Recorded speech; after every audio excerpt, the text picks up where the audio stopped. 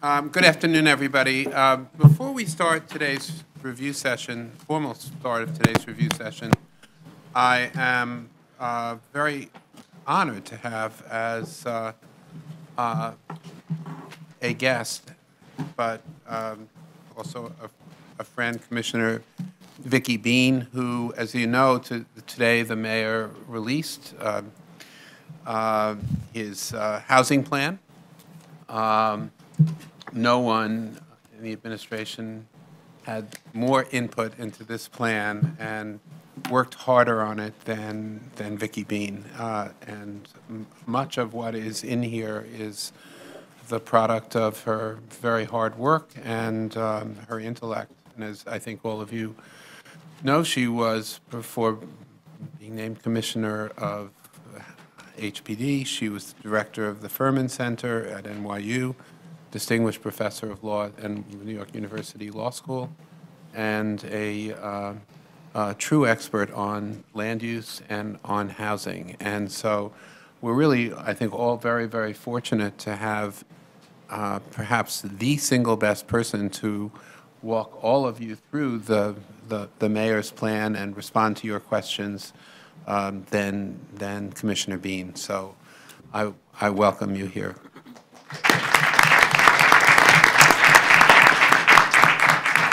Thank you. It's a pleasure to be here among so many friendly faces that I've had the pleasure of knowing and working with for so long. And the plan, I think Carl and I are very happy to have the plan be launched today so that we can get back to running our agencies and zoning and building some housing rather than constructing plans. But we are very excited about the plan, and it's been a real treat to get to work with Carl, with Howard, with so many of the folks at DCP. I think the remarkable thing about this plan is really that it is a true interagency plan. It's not HPD's plan. It's not any particular agency's plan, as it sometimes has been in the past, but it was a real interagency effort, and I think that will show through.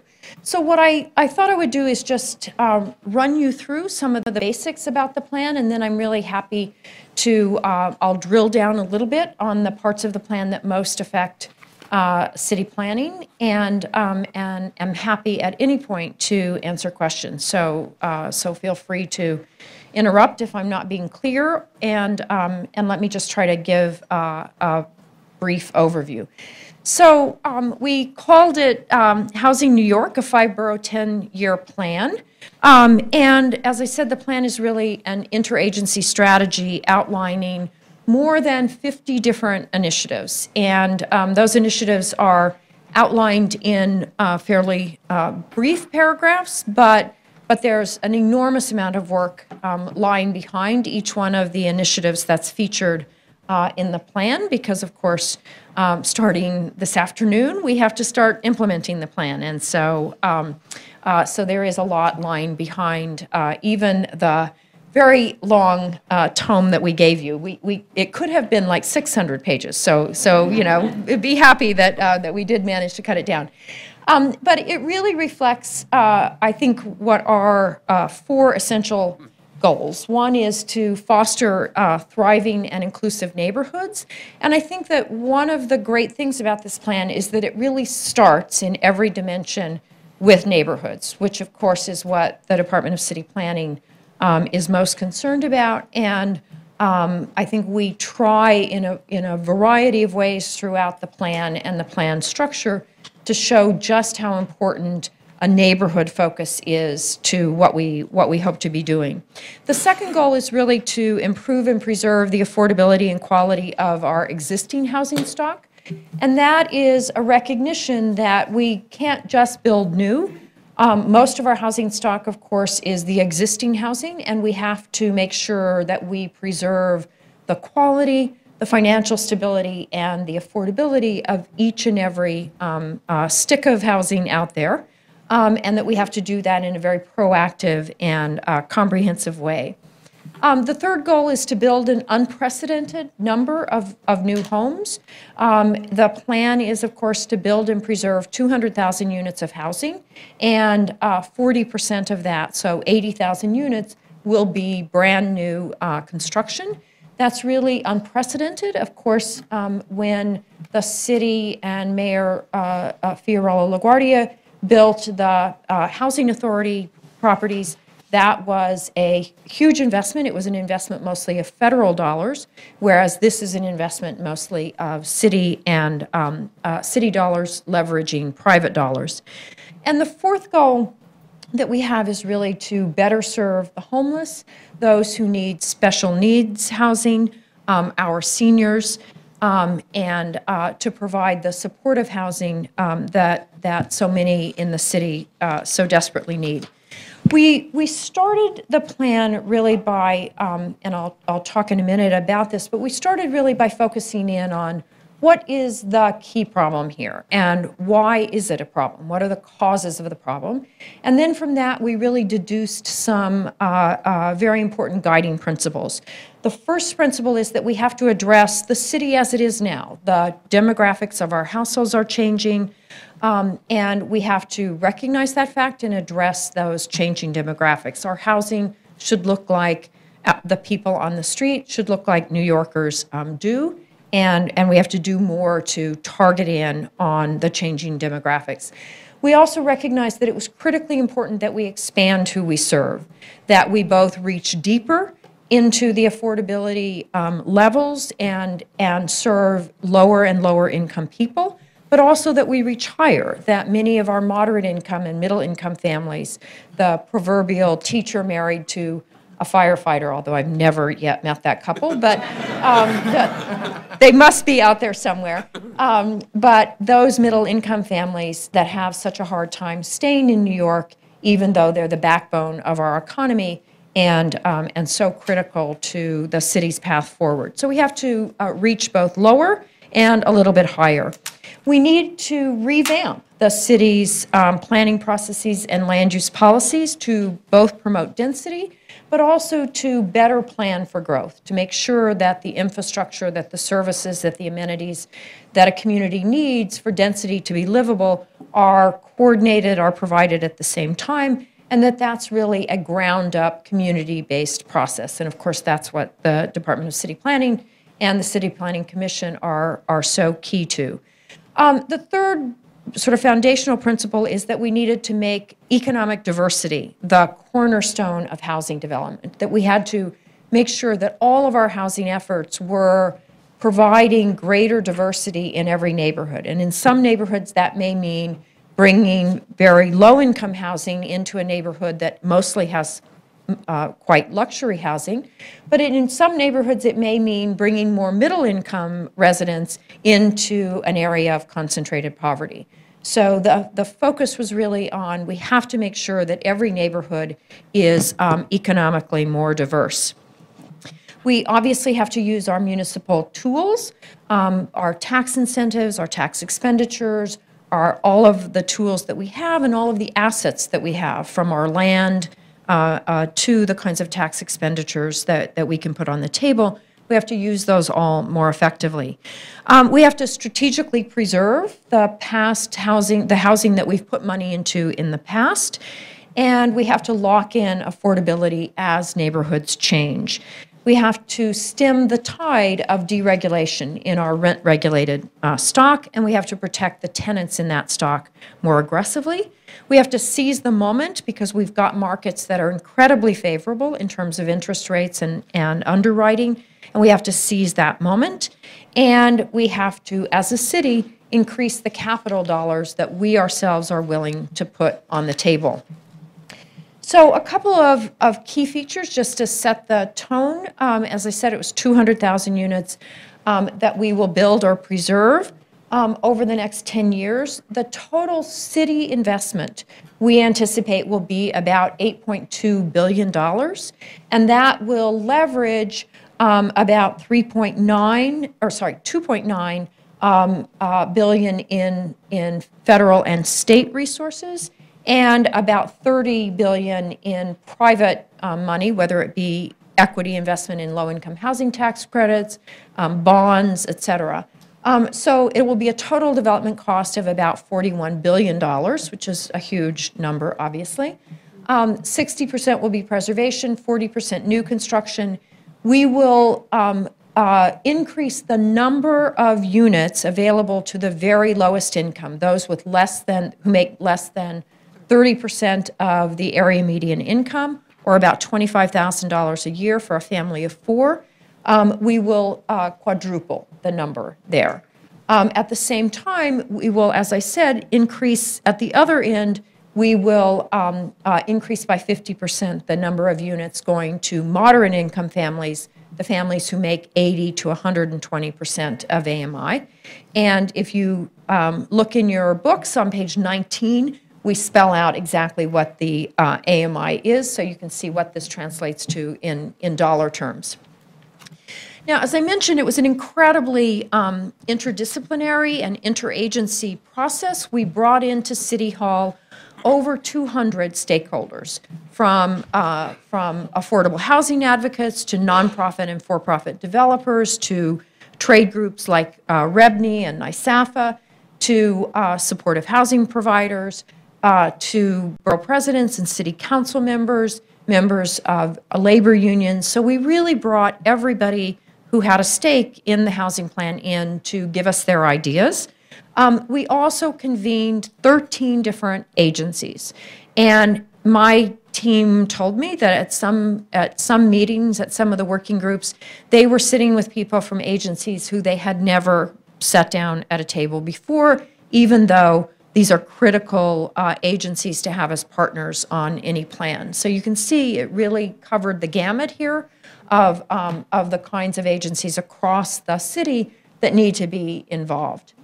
Now, the outline of the plan, I think it is certainly not poetry. I will grant you that. However, there is something important in the structure, and the structure, really starts, as I said, by saying what's the problem here, what are its causes, what are we trying to accomplish, and then goes again back to neighborhoods to signal again just how important a neighborhood approach, a ground-up planning approach is, and then goes through and talks about preservation, new construction, special needs housing, and our tools for financing all of this. So what I thought I would do is just give you some brief highlights from each of those chapters. So this is in a nutshell, this is the crisis. Median gross rent keeps going up there on the red line, while median renter income plummeted. Affordability, of course, is how much of your income are you having to pay for rent, and when rent goes up but income goes down, affordability obviously suffers. So that, I think, is the best picture of the housing crisis, but another picture that's really shows exactly what we're facing is that the orange bar is almost 1 million households who are extremely low income and very low income renter households. So these are the households who are making less than 50% of AMI. And the number of units that is available, they may already be rented to somebody else, but in theory they're available, is less than half of that. So all of those people can afford these units, but there are only half as many units as there are households who need those units. So I think that puts pretty starkly exactly the kind of housing crisis that we're facing. So what do we look to try to do about that? Well, as I said, the first place we start is really with the neighborhoods. And we outline 4 major kinds of initiatives to try to foster diverse and livable neighborhoods. The first is really to identify and pursue opportunities for increasing housing, both market rate and affordable housing, in every neighborhood in all 5 boroughs. And the way that we articulate that we will do this is, of course, comes back to the City Planning Commission and the Department of City Planning, which is to really initiate this ground-up planning process where we go out, talk to the neighborhoods about what it is that they need, what it is that the opportunities and needs in that neighborhood are, It commits the Department of City Planning and the City Planning Commission to establish a mandatory inclusionary zoning program where there are upzonings in high and medium density areas that create a lot of additional housing opportunity. So in those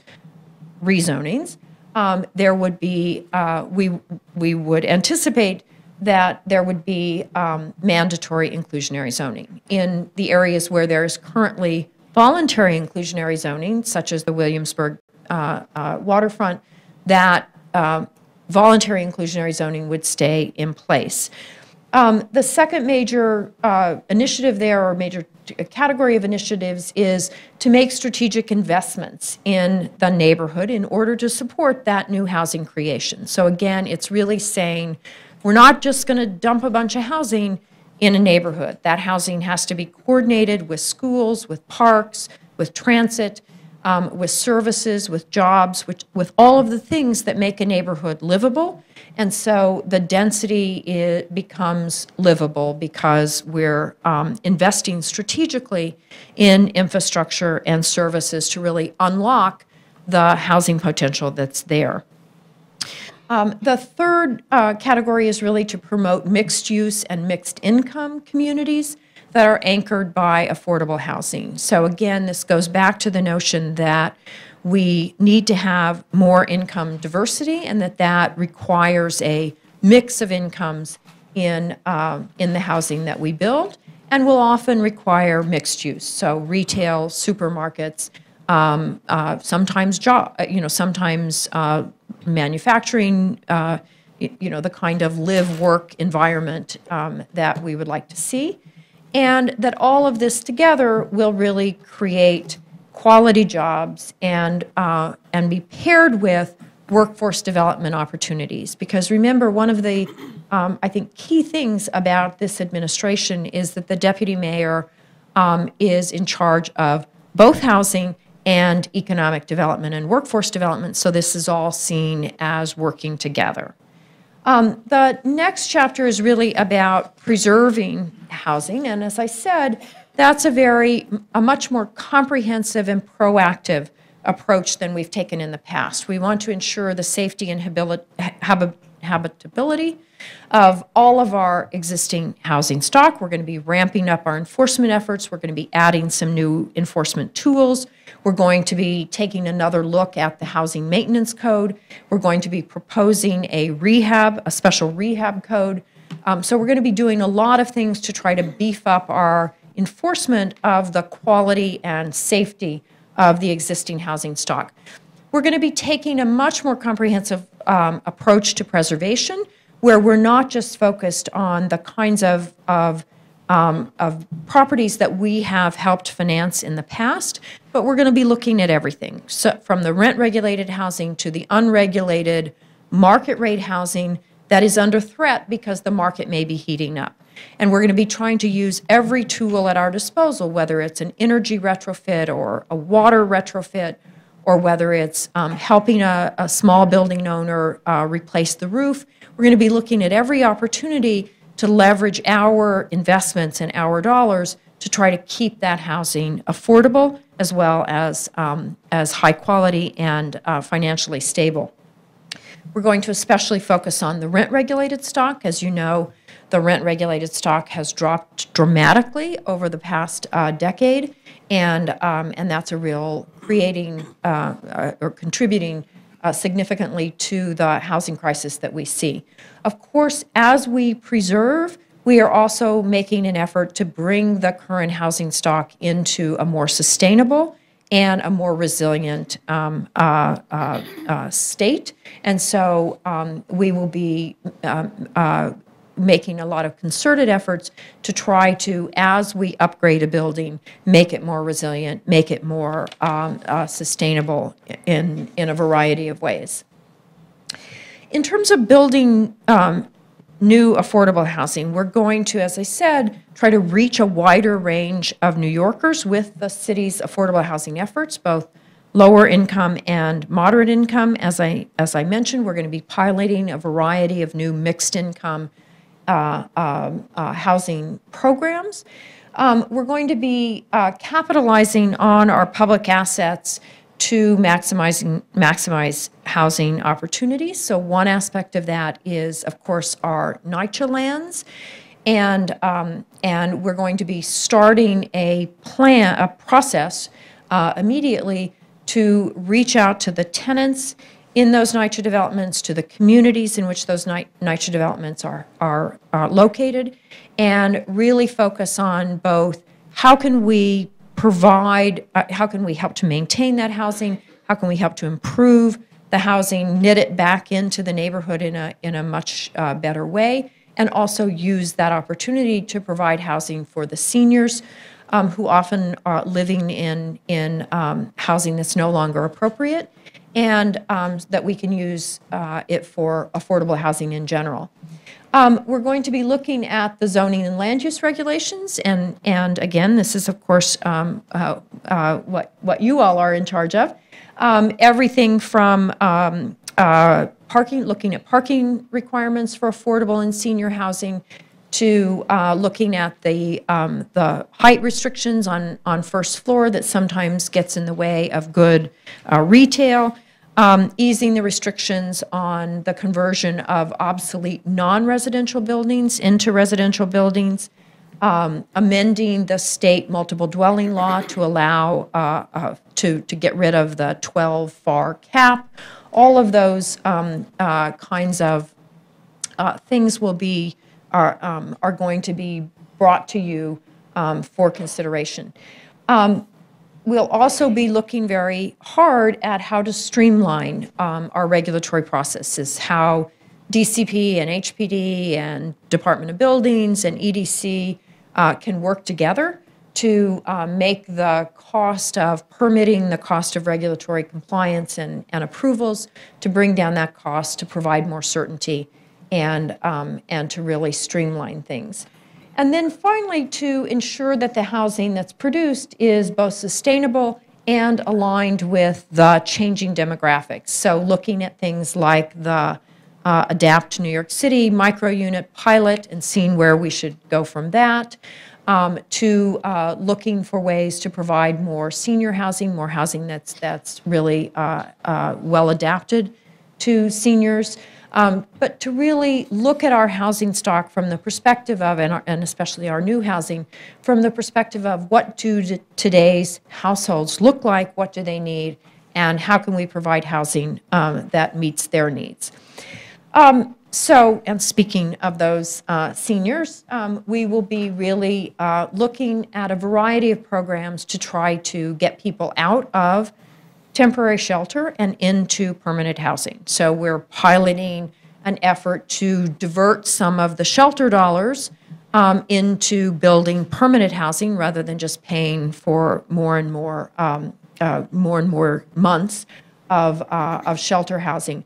We will be piloting things like a new rental assistance program to the homeless.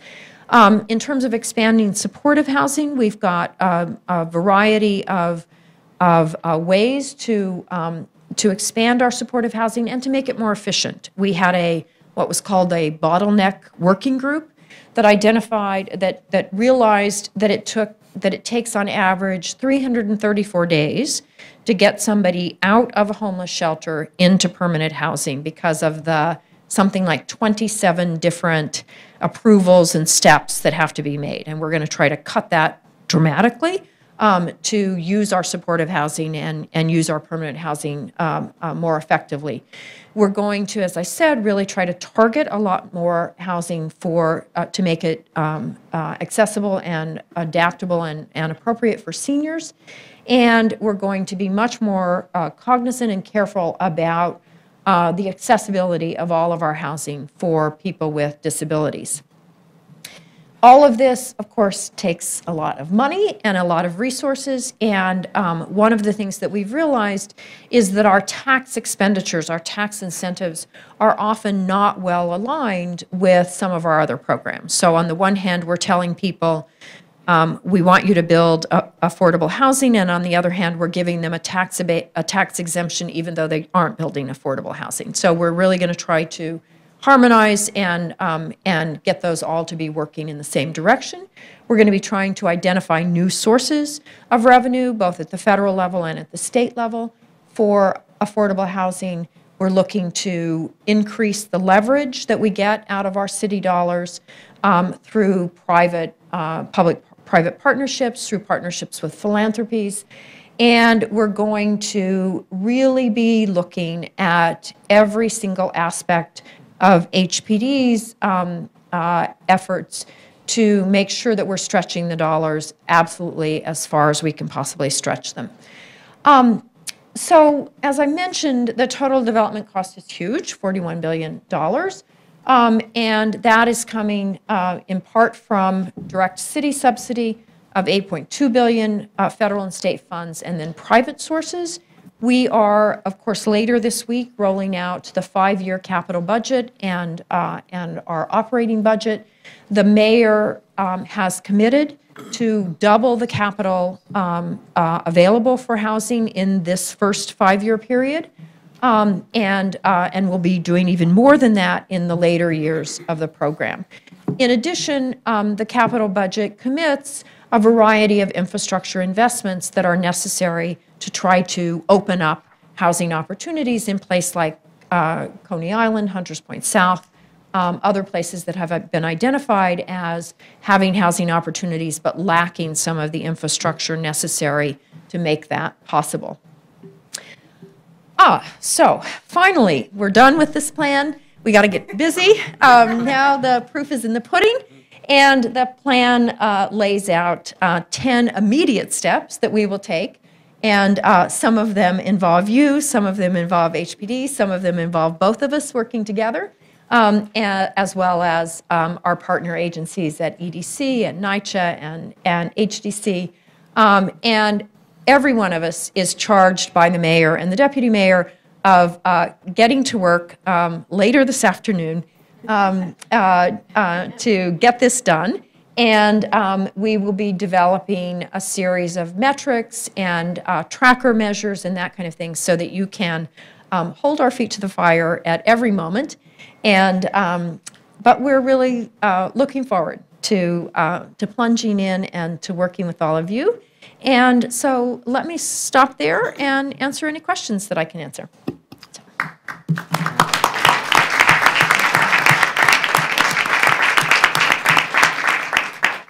Questions for Commissioner Bean?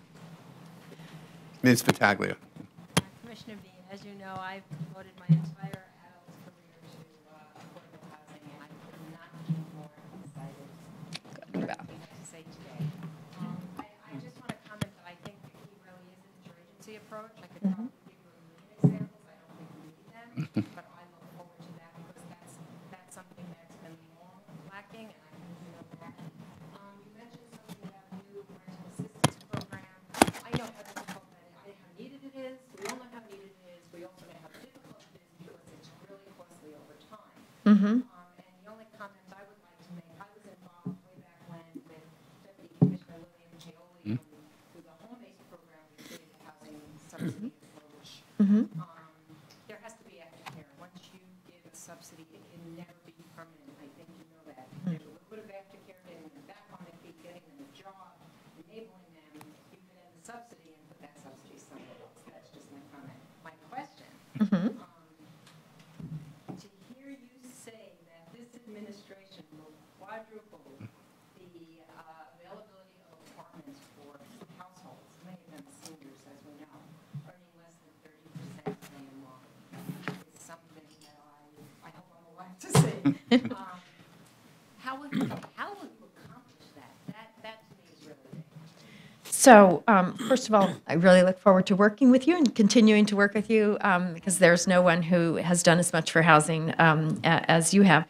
So, first of all, in terms of home base and the aftercare, one of the exciting things I think really is that DHS and Commissioner Barrios Paoli, everybody, Deputy Mayor, everybody was at the table. We've talked all these things through. We're really trying to come up with a coordinated approach so that once somebody goes into our permanent housing, they are getting the kind of aftercare that they need, that it's really a very holistic approach. So And by the way, and it does start exactly where you mentioned in terms of home base, with trying to prevent homelessness from ever occurring, either by eviction prevention or, stopgap loans or that kind of thing. So we're going to start there, and we're going to work all the way through the other end and really see it as a continuum. So in terms of quadrupling the number of units that we make available for the extremely low income, those people making under the poverty line, really under the poverty level. Well, the truth of the matter is we're just putting a lot of money into it, and that's what it takes, as you know. The central issue for that population, of course, is that their incomes are so low that it's not just a matter of providing a structure, providing a unit, but it's also a matter of ongoing rental assistance. And we've traditionally relied upon the federal government in terms of Section 8 vouchers for that. As you know, that money has really has been episodic, I guess is the one way to say it, because of the sequester, as many of you know, because of the sequester, our voucher budget was drastically slashed. Luckily, it's back up now, although not as high as historical levels would have had it. So we're going to be counting on our federal partners to ramp up, but we're also prepared to put the city's money into that if necessary. So it's really a commitment of dollars. Terrific. We look forward to that. Thank you. Other questions? Yeah. Mr. Cantor. Good afternoon. First, I'd like to, excuse me, I'd like to ask if there's an ulterior motive in setting out a plan for 10 years with an 8-year administration.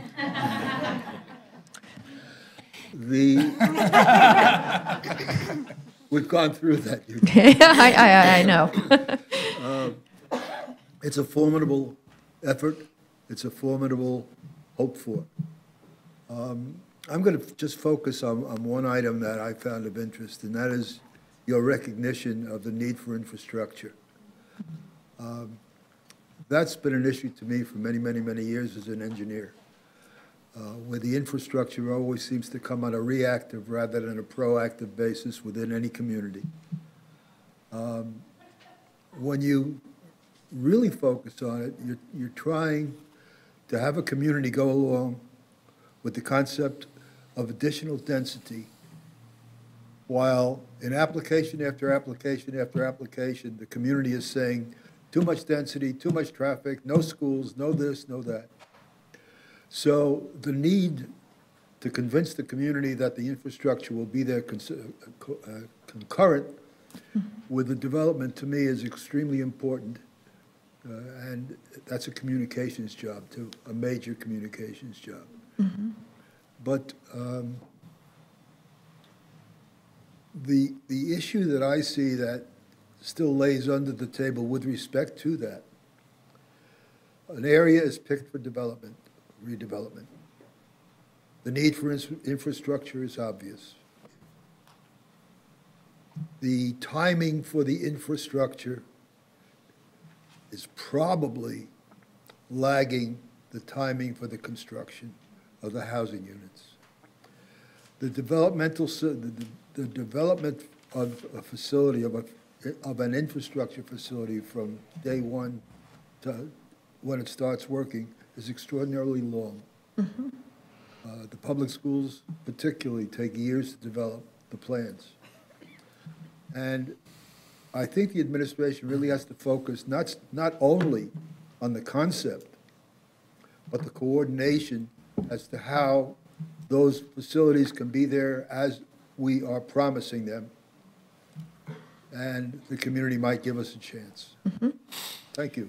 So let me say two things about that. One is you're very lucky to have such a great chairman, right, who certainly understands and has really led the charge on making sure that the density is paired with the infrastructure investment. That's going to be a constant battle, and I couldn't be more delighted that that Carl's going to be leading that charge because it's so important. It is a communications issue. We're going to have to both establish our bona fides and have people trust us because they see us deliver on that. But we're also going to have to communicate that this is a new game, right? This is a new inning of the game, maybe is a better way of saying it. And like I said, we really tried to communicate that in everything that we've done around this plan. It starts with neighborhoods, it starts with coordination, it starts with an interagency approach, and we're taking that very, very seriously. The mayor this morning in his remarks releasing the plan talked about how Mayor LaGuardia started NYCHA by saying the time for all this talk and all these conferences and all this hand-wringing is over. We need the architects, we need the engineers, we need to get in there and build it with the infrastructure. And he said, that's the way I feel. Let's get the architects, let's get the engineers, let's get it done, but let's get it done in a coordinated way that makes our communities stronger and more livable rather than just dumping more housing into them. So I think the mayor's committed, I think you've got a great leader, and I think it's just going to take maybe 8 years, 10 years, 200,000. It's hard to divide, by 8. So that's why it's 10 years. So, okay. Let me just make 3 quick statements. First, could you all talk into your microphones when you ask Commissioner questions, because this is being taped, and actually there may be a lot of people who want to hear this and see it. Second, try to keep your questions short so we can at least have long and a lot of answers from the Commissioner. Short answer. And third, just to follow up on what Commissioner Bean said and Commissioner Cantor said about infrastructure, it's one of the, I think one increasing role the department will play is in playing a much more significant role in capital budget planning with OMB, so, which is something, as you all know, we had done in decades past, but clearly if we are to achieve the kind of integration and coordination you're talking about, that's an important thing for us to be doing. So, questions? I think Michelle, before you come after her. Okay, Michelle. Commissioner Delauze. Thank you. Commissioner Bean, first off, appreciate you being here. Monumental task that you and your colleagues have laid out for us, and I do mean us. We're going to need you to be there, yes. Just a couple different things, and some of this is going to reflect back to a conversation that Perm and I were part of on Friday with a private foundation funder. One of the key pieces of this, and sitting on the Planning Commission, obviously, part of what is so incredible about this role is being able to directly interact with the public and hear the concerns that people express. And in order for this plan to be successful, the change that needs to happen in communities is quite significant. And the pace of change that's already been evident in neighborhoods with or without government planning and involvement has been obviously something that has been distressing to a lot of people. Mm-hmm. And perhaps there's not an answer to this question just yet, but I think one of the key pieces of making this plan successful, and it's obviously you've highlighted it, is meaningful engagement with the community and helping people understand all of the broad challenges that the city is facing so that everybody participates in kind of taking some of the opportunities/burdens that would go along with this plan. And I think there's some unique ways to kind of take a very complex policy conversation and make it much more accessible to the public in ways that we can really learn from. Some folks around the table and out in the audience have been really involved in that. So that's just a comment. The other, and I'll make it brief, the other is obviously on the New York State and the federal piece, the leveraging. Obviously that's going to require a campaign, much like the UPK campaign. I think that's the success of this will derive, be in part how successful we are with that campaign. And then just on the mandatory inclusionary, obviously I'm very happy to see that it's included. you mentioned that the places where voluntary already exists, that would stay in place as voluntary rather than look to mandatory. And I'm just wondering if you can share now what the thinking was on that particular piece. Okay, so let me go back to your first 2 points. So one thing I think that it is a question of engaging the community and making sure that when we talk about affordable housing, they understand that this is housing for their parents, and it's housing for their kids when their kids are getting started. It's housing for the families who, they interact with all the time. And so I think that there will be a message that, look, this is something that benefits every neighborhood in the city, and every neighborhood in the city will need to both needs affordable housing and will need to work with us to make sure that affordable housing can be provided. So this is not oh yeah, we need affordable housing in another borough, or oh yeah, we need affordable housing in another neighborhood. It's every neighborhood that's at stake. In terms of mandatory inclusionary zoning, I mean, the focus is on areas that will be rezoned in the future, that you all will obviously be the deciders on. And the issue about what we do with the areas that have already been rezoned with voluntary inclusionary zoning, I mean, I leave that up to you, whether you want to go back into some of those. But, I think our focus was, let's just move forward. Let's be forward-looking. Let's not try to, reopen old battles. But, of course, that's a conversation that you will have going forward. Thank you. And just to add to that, I don't think, we're certainly not precluding in any way going back and looking at areas that had been previously rezoned, but as the Commissioner said, I think we want to capture as many units as possible as soon as possible, and so the focus of the department's resources will certainly be on future rezonings, but there may be an area here or there that, for one reason or another, it makes perfect sense to go back and look at.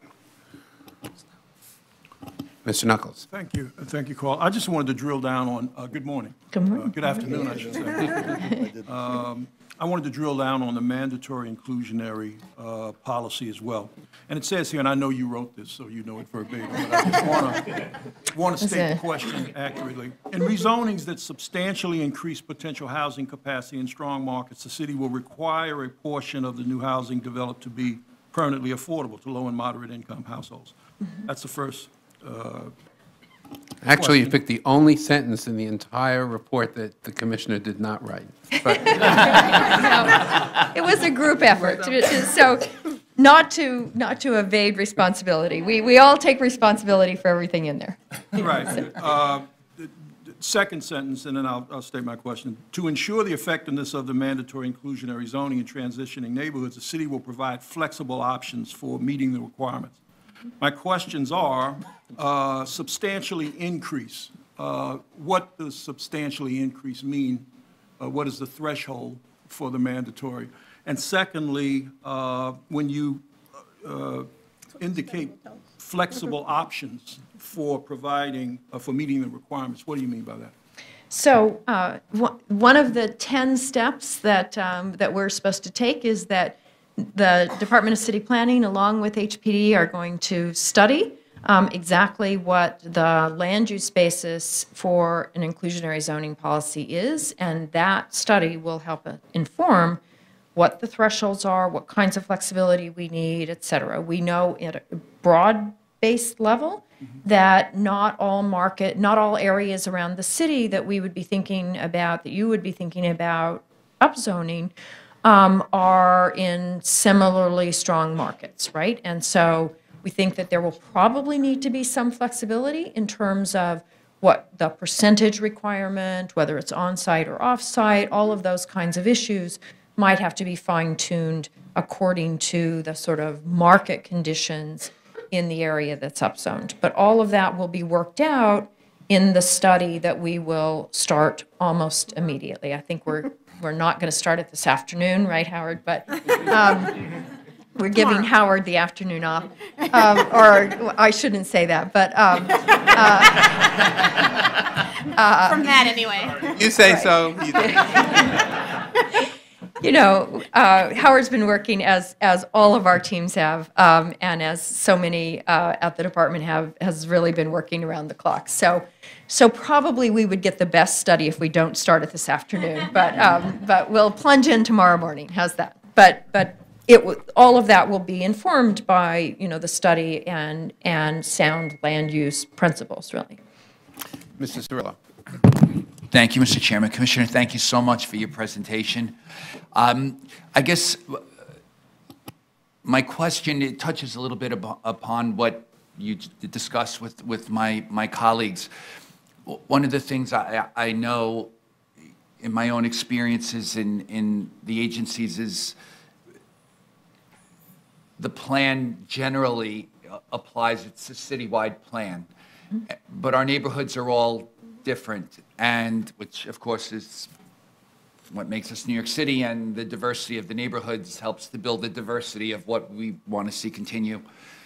And I realize that in not all cases a one-size-fits-all approach works.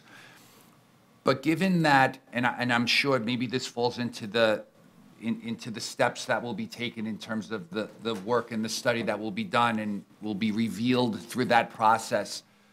But what we have seen in many of the neighborhoods, although there is still, as we know, quite a bit of very valuable developable land still in our city, that many neighborhoods where affordable housing is needed for a variety of reasons, income, senior growth, you know, people living longer, and the need to keep people in their neighborhoods that perhaps they've lived in their whole lives, or they want the children want their parents to live nearby. They come to us seeking down zoning application. Those neighborhoods don't look to up zone, but rather we see the reversal, which is, you know, the need to preserve the character of the neighborhood that they've gotten used to. And perhaps this is too broad a question to answer now, or it'll come out in the technical aspects of what we might look at proposing through the land use process. But how has that challenge been viewed, or is there a concept that we can envision employing so that all of those neighborhoods, not just the upzoned neighborhoods, are dealing with the needs that will be necessary to deal with for housing throughout the boroughs, even in the neighborhoods where upzoning is not necessarily what will be sought? So I think, you know, we emphasize time and time again throughout the plan that we will be taking a neighborhood by neighborhood approach, that whether it's a question of how should we target our preservation efforts, or how do we, do new construction, that it's going to be neighborhood by neighborhood, and that we understand that there are differences between neighborhoods, and we're not trying to, make every neighborhood in the city the same, nor are we trying to, put a 40-story building in a low-rise district, right? That's not. We try throughout the plan to signal this is a neighborhood-based approach. We're going to be engaging with the neighborhoods. We understand that every neighborhood is different, and we're going to be working with every neighborhood to try to tailor what we're doing to their needs and their opportunities. That said, we're also saying every neighborhood in this city needs affordable housing, and every neighborhood in this city will be asked to contribute, right? And so we can't have a neighborhood that says, yes, I want a place for my aging parent to live nearby, but, at the same time, I don't want any changes, because changes will be required, right? Changes will be required. We'll try to do everything we can to make those changes to make those changes livable, to make sure that people understand the benefits of density, right? Density is a Starbucks. Density is interesting retail. Density is interesting entertainment and restaurants and cultural. Yes. Density brings all of those things. So we have to be thinking about it in that way as well. But certainly, we're not we're optimists, right? Otherwise, we probably wouldn't be here. We're optimists, but we're also realists, and we understand that, change is hard. Change is hard for individuals, change is hard for neighborhoods. We're going to do everything we can to make the change as livable, as tailored to the neighborhood as it can be. But at the end of the day, we're also saying, folks, we got to change, or your parents, your kids, and those who you work with, who teach your kids, who respond to fires, who respond to police calls, are not going to be able to live in this city. Sure, and I agree with that. I assumed that was the sort of the focus. I guess my question, and perhaps I didn't ask it, I wasn't articulate enough. I agree that that's the approach that needs to be taken. I just didn't know how in those neighborhoods where new growth was not occurring, how the investment for the affordable housing gets there. And I didn't know if it was contributions being made to other neighborhoods where development may not be taking place, where the development is not happening. How do you get into those neighborhoods? Because where the development is occurring, it's clearer how the investment will be made in affordable housing. That was, I think the approach is excellent, and I think you're right that we will be facing communities that are not open to change, not for any reason other than the fact that culturally people are just not comfortable with change. But I didn't know how we got into those neighborhoods if the development wasn't occurring to then trigger the sort of the linkage between affordable housing development and the other types of new development. Well, as the commissioner said, the focus of the rezonings and mandatory inclusionary is going to be in medium and high density districts. And for the most part, those districts do have tremendous opportunities for growth, and for the most part, Absolutely. not all of them, but for the most part, they're dynamic. There's strong markets, and that is where the mandatory inclusionary will certainly be concentrated. That said, the resources of the department are limited in terms of resources, and where we can deploy those resources, we are, again, as the commissioner said, embarking on an extremely aggressive look at and study of many, many neighborhoods in the city. So the opportunity to detour some of those resources and allocate them to downzonings actually is going to be pretty limited, Sure. I would say. Well, thank you so much. We should look forward to working with you on this. Thank you, Mr. Chairman. Mr. Dwight. Thank you, Commissioner, for an excellent presentation. Just a quick question. I mean, it seems to be a very ambitious plan, and I know we have 10 years to implement it. Can you give me a sense of the time, give us the sense of the timeline on the implementation and when we could start to see these units come online? So, I mean, there are units coming online maybe as we speak, but certainly around these times. I mean, we've got, housing in the pipeline right now, and we will continue to have housing in the pipeline. But I think that the units that we will see from some of these new programs, the units that we'll see from upzonings and everything, we can really expect to start to see those in the middle of 2015.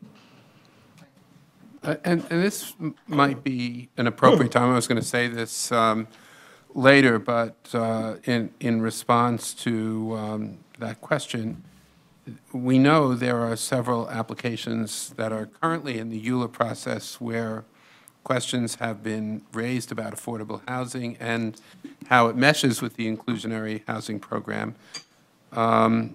These projects were certified prior to the announcement of the new policy, and some of them may complete EULA before the mandatory inclusionary housing program has gone into effect because of the study that Commissioner Bean referenced that we're going to undertake. But based on the results of the study that we're initiating and a consideration of the legal and policy issues, we will consider whether we would recommend follow-up actions to apply an inclusionary housing requirement to some or all of those projects. So as we've discussed in the past, with respect to several that have been certified but have not yet completed the EULA process, we may well come back and revisit those as after our study has been completed. That's correct. Mr. Reade. Thank you. Good afternoon, and thank you, Commissioner. It wasn't part of your presentation, but I know there had been some press articles, and I see in the report there's discussions regarding transferable development rights.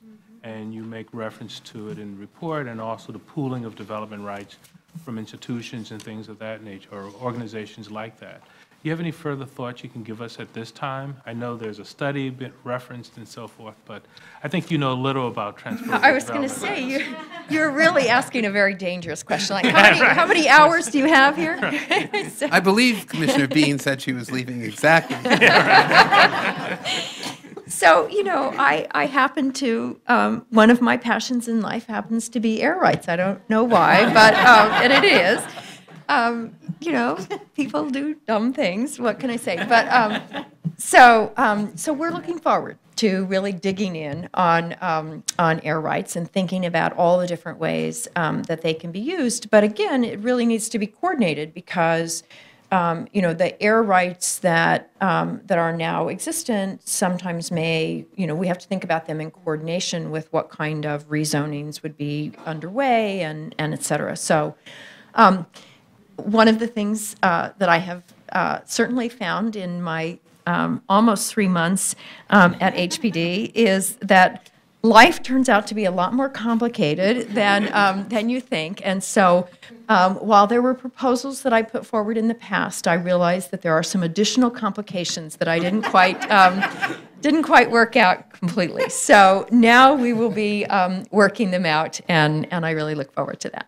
Look forward to seeing the results. Thank you. And I will say the department is going to work very closely with HPD on this, and particularly with Commissioner Bean because she is an expert on DDRs. So we actually look forward to it. We think that there are potentially things that can be done in this area. It is complicated, but we've committed to undertaking a review of it and how we can do it in an effective way. Commissioner Levin. Commissioner Bean, thank you for being here. It's exciting to see you in this role. I both commend you and thank you for taking on this gigantic job, and hope you have some fun with it. Absolutely. Or get some satisfaction out of it. Absolutely. I have a question about permanence, you know, because one of the appeals of mandatory inclusionary housing is that the units that get built are required to remain affordable in perpetuity, or at least as long as the building is standing. And knowing how incredibly difficult it is to build affordable housing in this city. I mean, we see projects before this commission that come to us with a crazy quilt of different programs that have all had to pull together to achieve these units. We're voting on Wednesday on a project in the Clinton urban renewal area that I think has been about 12 years in the making. And it's really frustrating to contemplate that, and that one doesn't have an inclusionary component, so some of those units will stay forever, but others are under the 80-20 program. Frustrating to contemplate that in a mere 30 years, those units are going to disappear. And we've had some success in very strong markets in the city in getting developers to voluntarily agree to keep units that wouldn't otherwise have to be permanent, to agree that they can be kept permanently, that they will be permanently affordable. Is permanent affordability something that you're also looking at in reconsidering some of the financing and subsidy tools that you're working on? Yes, absolutely. I mean, we chose not to, in the plan, adopt a sort of across-the-board policy about permanent affordability because I don't think that's a good idea. Permanent affordability in cases outside of the inclusionary zoning area means permanent subsidy, right? It means committing future HPDs and future mayors and future city councils to a constant stream of subsidy, and that's not something I think that we ordinarily should be doing. But we are going to be looking at each and every program to try to figure out how can we stretch our dollars further, and that means, in many cases, trying to stretch out that affordability restriction period, trying to build in options for, re-upping or for renewing the affordability period when we reach year 40 or whatever it is. So we're going to be exploring a wide range of options, but I think it's going to really depend on sort of neighborhood by neighborhood, program by program, and situation by situation, rather than an across-the-board policy that we're always going to insist on permanence, because I think that can be very foolish, and we can end up paying a lot now for what may not be very valuable in the future, just depending on how circumstances change. But we're certainly going to be trying to push it off as far as we can to get as much as we can responsibly. Good. So the more of that you do, the less you have to worry about preservation. Absolutely. When most of those programs were designed, the idea was in 30 years you won't need affordability anymore. Everybody will be in the top 1%, and everybody will be above average. As we know, that hasn't turned out to be true. That only happens in the Midwest. Right. That only happens. That hasn't turned out to be true. We now have a much better understanding of exactly what our successors are going to face in 30 years, 40 years, 50 years. We're going to try to do everything we can to have them think well of us, but that's going to be on a program-by-program basis. Thank you. I want to thank Commissioner Bean for a really terrific overview, and I just want to say that, as she started out by saying that, I think of all the plans over many decades that I've seen the city produce, I've never been part of one that has been done as constructively and in such a coordinated fashion among all of the involved agencies. And if the implementation of the plan is as constructive and as coordinated as the creation of the plan, I think the city will be very, very well served by this indeed. So I really want to, again, thank Commissioner Bean, and I also want to thank Howard, Eric, their divisions, and the borough directors, and all the staff here that worked on the creation of this plan. And it's a plan. It's a start. It's as you can tell by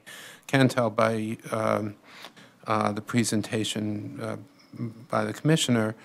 There's a lot of work that still has to be done to put flesh on the bones here, and the department here, working very, very closely, particularly with HPD, is going to be playing a major role here, starting with the inclusionary housing study, and also beginning tomorrow, the borough directors will start initiating studies with neighborhoods and communities on areas of opportunity where we really do want to get a start and get studies underway and discussions underway with communities and elected officials so that we can enhance not only the city as a whole, but each of those neighborhoods as well. So thank you very, very much, Commissioner. Oh, thank you. Thank you. Thank you.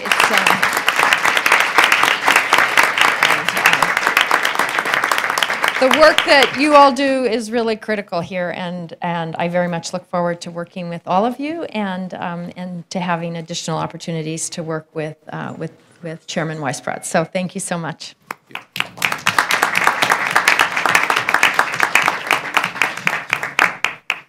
And I should just ask Howard if you have anything you want to add.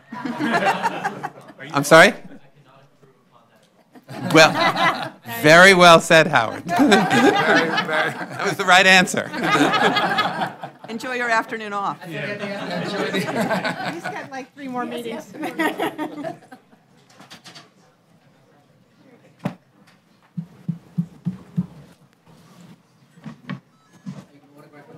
That's an idea. idea, actually. We should have, like the mayor should have, for the commission, we should have gotten it. That's a nice idea. When the law rezoning back in the 80s was a really seminal. But this is but a plan, This is but a plan. It's not any plan, though. I spent, someone who spent almost a whole decade time convincing neighborhoods that they could bring in affordable housing and struggling housing. It is. It's been a Good afternoon. This is the City Planning Commission review session. Today is Monday, May 5th, 2014, and a quorum is present. First item on the agenda is proposed site selection to facilitate a community justice center in Brownsville, Brooklyn. Our presenter is Corinne Manning from the Brooklyn office. That's item number 1. Thank you. Good afternoon. This is an application by the Mayor's Office of the Criminal Justice Coordinator and the Department of Citywide Administrative Services for a site selection to facilitate the renovation of an existing city-owned building for use as a community justice center in Brooklyn Community District 16. The proposed development site is a 3-story, 35,000 square foot city-owned building located at 444 Thomas S. Boylan Street between Pitkin Avenue and East New York Avenue. The building was built in 1971 and currently serves as an HRA multi-service center, providing comprehensive social services to the Brownsville community, including the offices of Community Board 16. The building sits on a 1.2-acre property and has an existing FAR of 0.82. The site is located largely within an R6 C23 district, with the southern third or so of the site falling into a C43 commercial district. The surrounding area is zoned R6, R6 with C23 overlays, and R7A with a C43 commercial corridor along Pitkin Avenue. Directly to the west and north of the site is the NYCHA Marcus Garvey houses. Directly to the east of the site is the Beacon housing development. Directly to the south of the site is the Pitkin Avenue retail corridor. The NYPD 73rd Precinct is located almost directly across the street from the project site here. And the 120-bed Crossroads Juvenile Detention Center is located 2 blocks to the east of the site. The broader area primarily comprises residential, commercial, and institutional uses, including several multi-story NYCHA developments. The site is accessible via public transportation, with several bus routes serving Pitkin Avenue and East New York Avenue, and 6 subway stations within a 3/4-mile radius of the site.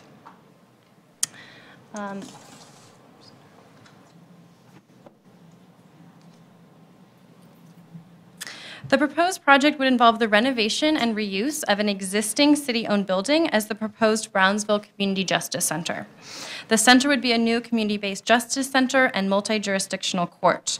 When fully operational, the Brownsville Community Justice Center would be an official branch of the New York State court system with a full-time judge dedicated to the center. The Brownsville Community Justice Center would hear cases of young people between the ages of 10 and 21 arrested for delinquency and low-level criminal offenses. The existing building would undergo an interior renovation, including architectural, structural, mechanical, electrical, and fire protection improvements to provide the proposed law enforcement, judicial, and social service functions. Upon completion, the first floor would be used for judicial, law enforcement, and probation functions, as well as the Community Board 16 offices. The second floor would accommodate social service functions, as well as the administrative offices of the judicial and law enforcement functions. Social services would be provided on site and would include educational, occupational, social, and health services. These services would be available to all community residents, not just those involved in the criminal justice process. This center would be modeled after similar centers which have been established in Red Hook, Midtown Manhattan, and the Bronx, which have been shown to reduce local crime, reduce the use of jail sentences, and increase public trust in government. The Brownsville Community Justice Center would be open from 9 a.m. to 6 p.m. Monday through Friday, with some community meetings to be scheduled at night. Whenever the building would be open for business, it would be available to all members of the community. During court hours, all members of the public would enter through the main entrance on Thomas S. Boylan Street and would go through security screening done by New York State court officers. After court hours, the building can and many times would remain open for community meetings. The Brownsville Community Justice Center would be staffed by approximately 104 court and social service personnel. This is compared to the current staff of 78 at the Multi-Service Center. This renovation will accommodate all of the current tenants through more efficient utilization of space in the building. A total of 7 off-street parking spaces would be provided. There's also on-street parking available for facility employees and visitors. All of the current tenants will be accommodated with the exception of Brownsville Partnership, which was planning to relocate regardless of renovation plans. During the renovation, Community Board 16 will hold their public hearings off-site. They're currently exploring the use of local schools, senior centers, and other community facilities for this purpose. Construction, expected to start in 2014, will last approximately 16 months with full occupancy by February 2016. Approval of this application for a site selection would facilitate the renovation of an existing city-owned building for new use as a community justice center in Brownsville Community District 16. Questions? Ms. Battaglia. Yes.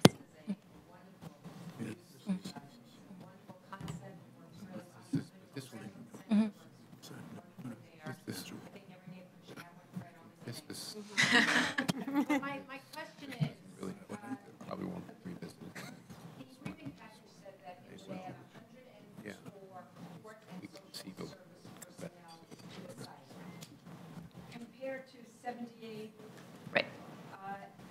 multi-service. Does that mean an addition? No, I'm sorry if that was unclear. So it's actually just an addition of about 25 new employees on site. Currently, there's underutilized space and unused space on the second and third floors of the buildings. Yes, it's a good question. So there will be some additional staff that will be accommodated through the renovation. Some staff is actually one tenant, the Brownsville Partnership, with about 20 employees, I believe. They're actually relocating, and they're looking for a permanent site. So there's going to be some adjustment in terms of the staffing. Social service providers.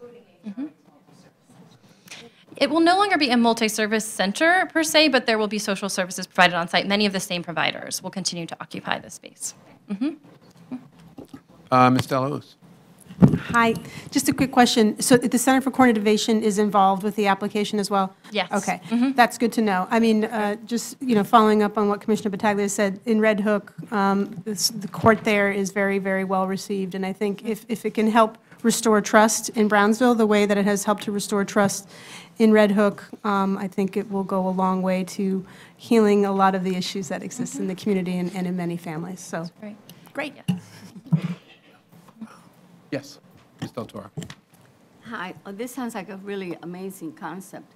I'm just sort of trying to figure out, sort of going from the theory to the practice. And it sounds great in terms of the number of people that are going to be served. So I suppose that it's all the residents that are served by the 73rd Precinct who can have those services. Yes. And I have access to those services. So, I mean, how many if this is a big success, how many people will be coming to take advantage of these services? And how does it compare to other places where this has happened? Because I can see that a place like this that promises so much, in theory, will be overwhelmed by people who will really want to take advantage of it. So many of the social services will be accessible to all community residents, not just those who are being processed in the court. And in the environmental review, they did look at the projections for number of daily visitors, and they do expect the number of daily visitors to about double. However, they think this can be easily accommodated. Most of these visitors will be coming on foot from the local community and using public transportation. And the building has been set up to accommodate the number of visitors they expect to flow through the entrances and things, and go through security screening, et cetera. Thank you. Any other questions? Okay, this is certified. Thank you. Thanks, Corin. Let's now move to item number 2. It's a Bronx pre-hearing application with respect to a proposed city map amendment and an acquisition of permanent and temporary easements to facilitate construction of a new bridge on City Island. That's item number 2, page 27. Our presenter is Philip Montgomery from TRD. That's the height. If we modified the height. Yeah, it's all design. What did that cost? Don't ask.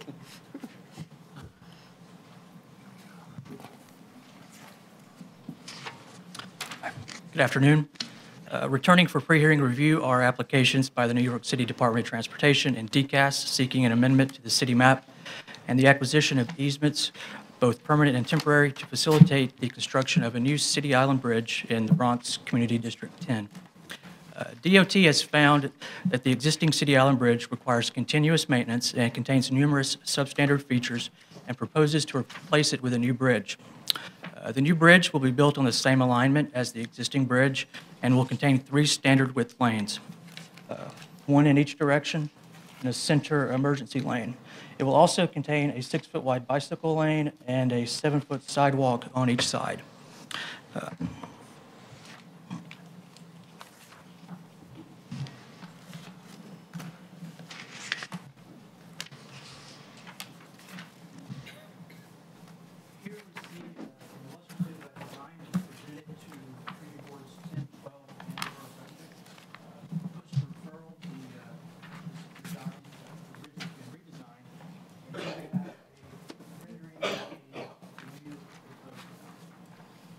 Okay.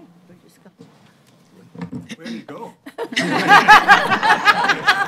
Bridge there? It's a road. It's just a road. I know, very watercolor-like.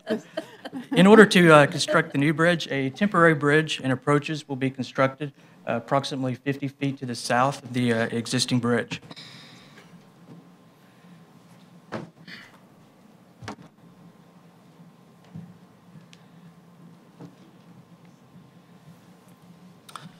The proposed mapping action includes the establishment of a bridge corridor in Pelham Bay Park, the establishment of a bridge easement over Eastchester Bay, and the establishment of replacement mapped parkland along City Island Avenue.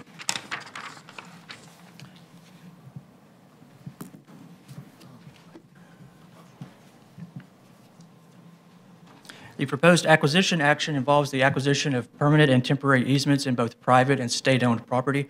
It includes 4 easements. Easement A here would be a permanent easement over the state-owned land underwater within Eastchester Bay. This is the only easement proposed to be established on the city map. Easements B here and C here are also over state-owned land underwater, but would be temporary easements. These easements would allow for the construction of the temporary bridge. Easement D, located here, is also a temporary easement, but this one is in private property. It would allow for the rehabilitation of the seawall along City Island Avenue. Community Board 10 voted 0 in favor, 33 opposed, with 1 abstention to disapprove the applications. Community Board 12 voted 0 in favor, 25 opposed, with 0 abstentions to disapprove the applications. The Borough President also issued a recommendation to disapprove the applications. The Community Boards and Borough President's Office, they have seen this proposed new bridge design, and they are expected to testify in favor of the applications on Wednesday. Okay. What a difference the design makes. Questions? Mr. Reade. The current bridge is not a drawbridge or anything. It doesn't raise it. No. Had there been any thought given to whether or not, I'm looking at, for instance, the sailboat there and looking at the bridge. Had there been any thought given to whether or not a drawbridge would be appropriate? DOT will have their bridge engineer here on Wednesday, and he can answer that. Okay, thank you. Mr. Cantor.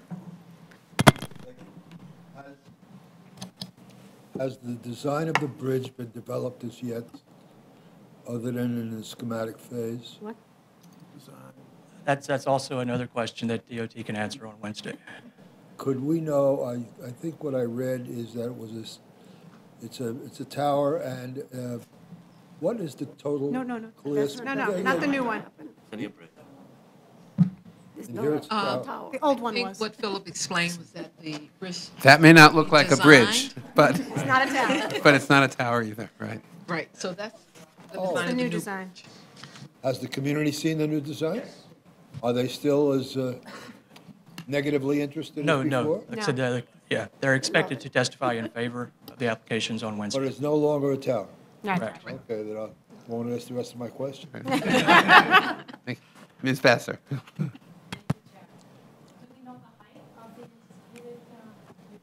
It's my understanding that it's roughly the same height as the existing bridge, but once again, DOT can confirm this for you. Mr. Marin? I guess that When then did you leads- know of this bridge? Yeah, that then leads into my questions, because I know that the first design of the bridge was intended to clear the stanchions that hold the middle of the bridge of supports, and it was also intended to raise the height to be able to have ships with higher mass pass through. How does the old design compare to what, and of course, to this design in terms of height, the need to get rid of the middle pillars? How does this play into all those concerns that were part of the first bridge? Once again, that's some questions that I think DOT should answer on Wednesday. All right, I see Connie in the audience. I'm sure we'll get some responses on Wednesday. Thank you. Ms. Del Toro? Philip, I gather that they will still have to have a temporary bridge while construction is going on. Is that the Correct. case? Okay. Ms. Deleuze, sure. There's, part of this bridge reconstruction will be funded by the federal government. Is that right? Or perhaps that's another question for Wednesday at the hearing? Yes. Okay. Because I'm assuming that might be why, I'm glad that we've come back with a design that seems to be amenable to the community so that we can ensure we draw down the funds as quickly as possible. Thank you. Ms. Battaglia? Okay. Yes.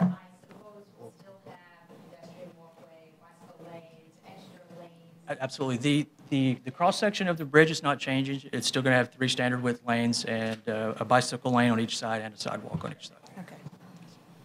Great. Any other questions? Salud. Bless you. This is, as you can see, this is a new situation entirely. Okay, we'll see a lot of this at the public hearing on Wednesday. Thank you, Philip. Let's now move to item number 3, page 51. It's a proposed renewal to a previously approved authorization by the Commission to modify height and setback regulations to facilitate an 11-story affordable residence for the elderly. Co-op City Senior Housing, page 51, item number 3.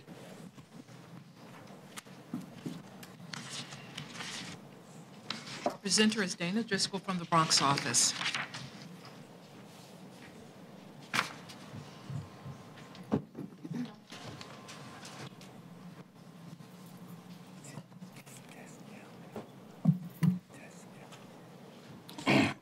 Good afternoon, Commissioners.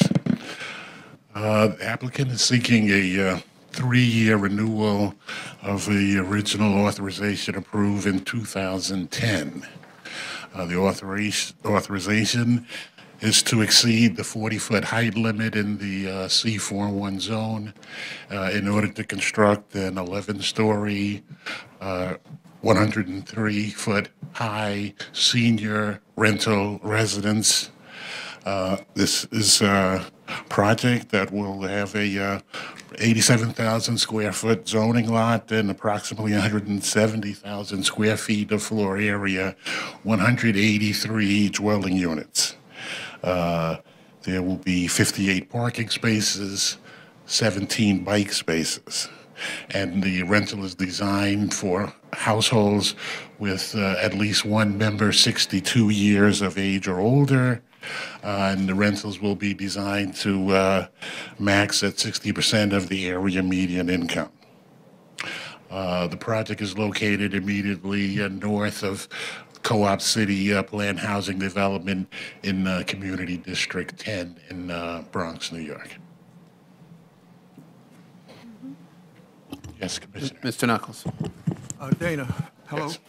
I was just wondering, do you know why the project didn't proceed right after we approved it 4 years ago? There has been substantial work. This was part of a larger conglomeration. There's one 12-story tower that has been completed.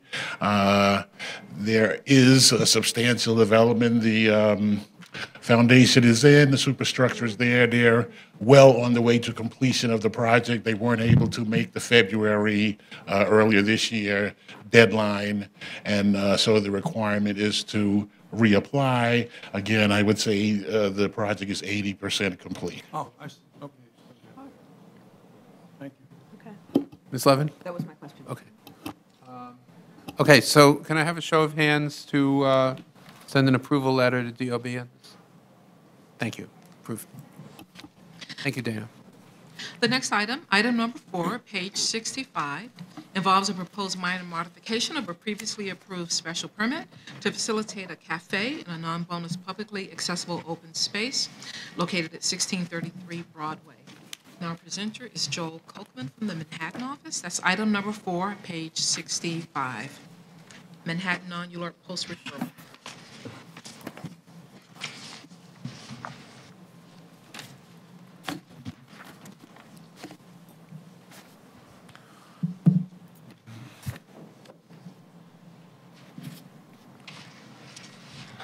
Great.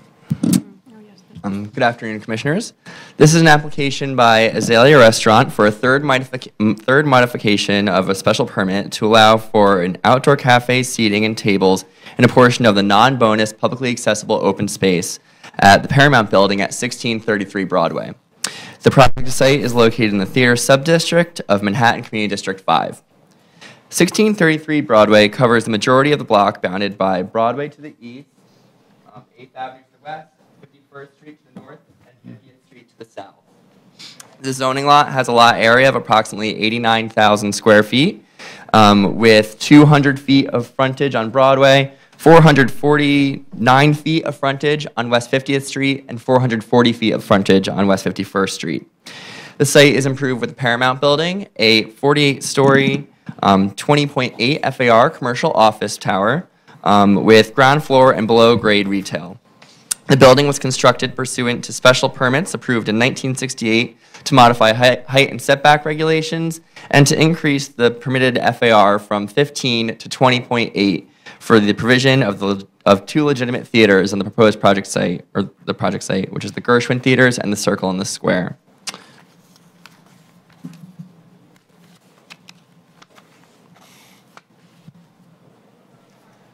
One of the conditions of the special permit was that the site be improved with certain non-bonus pedestrian and vehicular circulation improvements. These include a through-block arcade and driveway at the theater entrances at the western end of the site, so it's right here. 15-foot wide sidewalks on West 51st Street and West 50th Street, and a large open space located on Broadway, right here. Which consists of a central entry to the building flanked by 2 sunken public areas. The sunken public area provides access to the 50th Street 1 subway line. In 1990 and 2012, the City Planning Commission approved minor modifications to the special permit for improvements to the open space. The construction of the 2012 modification has not yet started, and that's because the construction has started because the owner is looking for a retail tenant for this space. Okay. So the project site, again, or Azalea Restaurant, is located on West 51st Street towards 8th Avenue. It's at the ground floor of the Paramount Building. To the east is a loading dock area, and to the west is an arcade and driveway, as I mentioned earlier. The loading dock is used by the office uses intermittently throughout the day, and with large deliveries being made in the morning prior to the cafe prior to the time that the cafe would be open. Broadway shows are running at the Gershwin Theater, so around 2 p.m. for matinees and 8 p.m. for evening performances. And unlike the portion of the open space along Broadway, the space on 51st Street is relatively unpopulated. So the location of the cafe here would help to activate a portion of this open space that's relatively underutilized.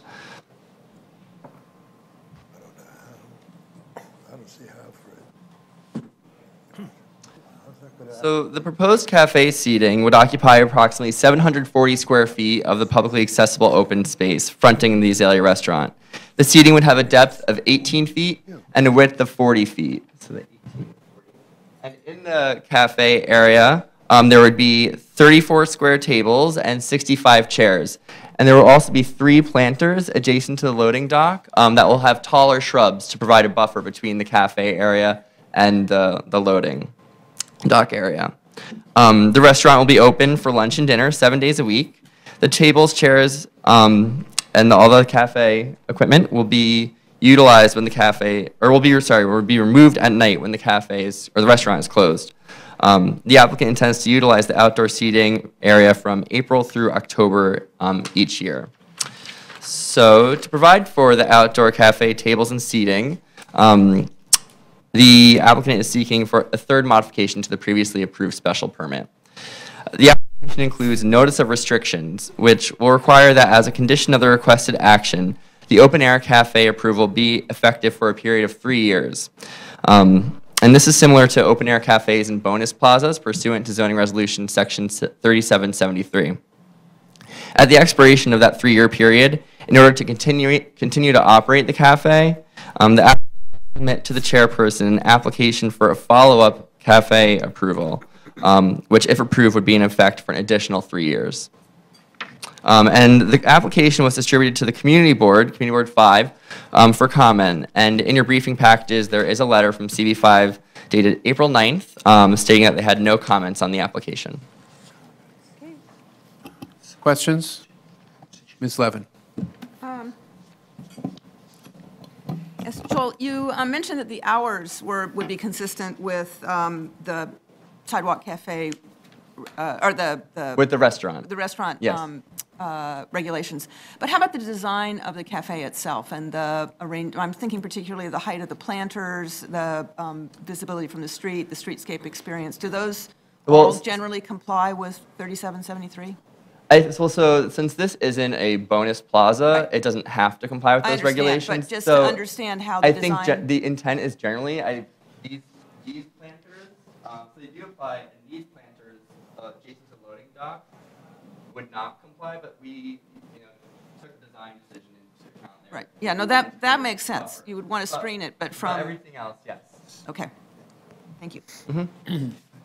Mr. Cirillo. Thank you. Okay, so here's my question. This application, if approved, would permit the existence of an open-air cafe. Correct.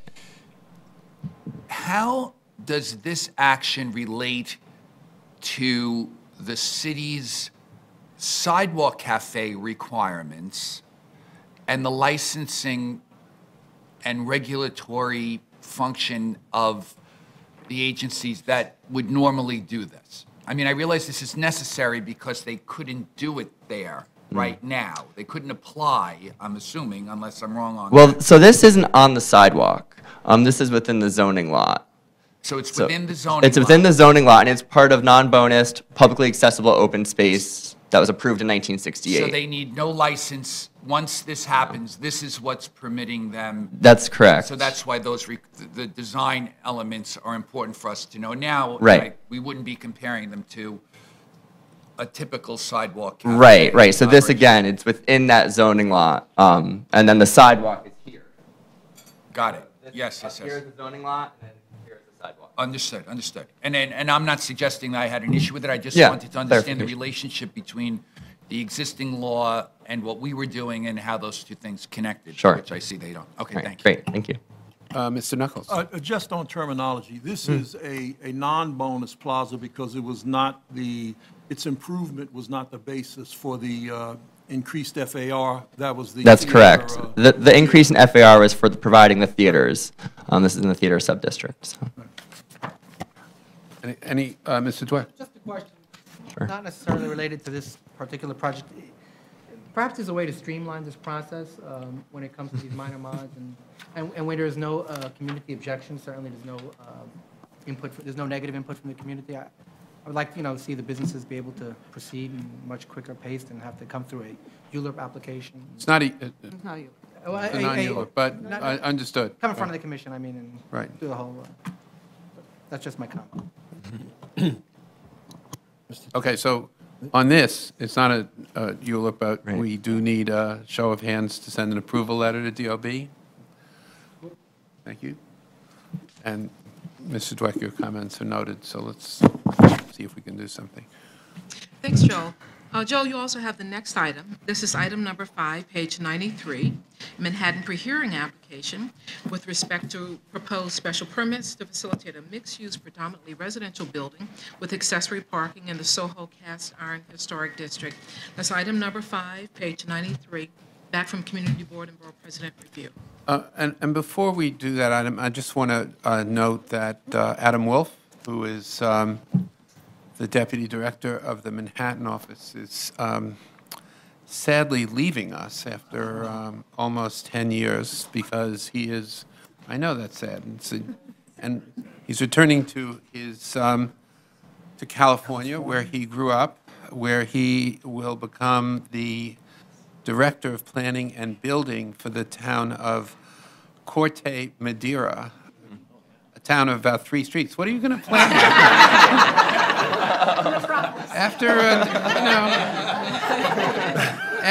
After 2 days, it's going to be. What are you going to have to?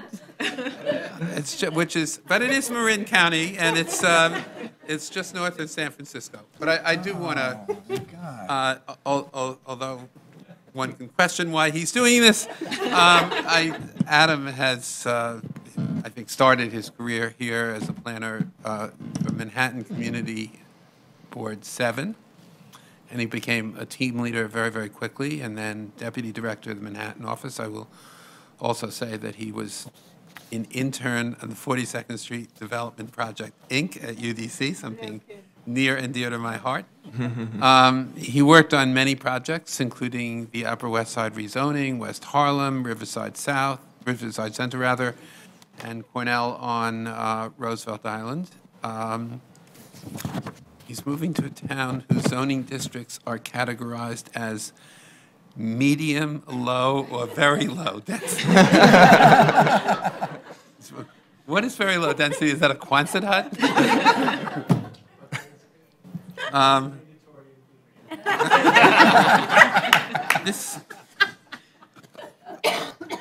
Adam is going to bring Manhattan-sized density to Corte Madera. But Adam and his wife Alicia, who I also know very well, has helped the city's population grow since they are now expecting their 3rd child, which will probably increase the density of Corte Madera by at least 20%. So join me in welcoming.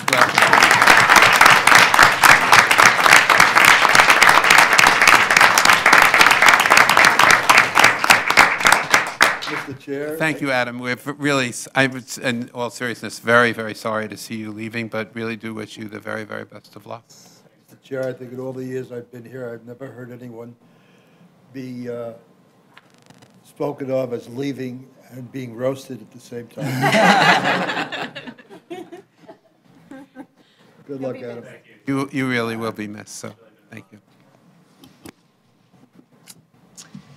All right.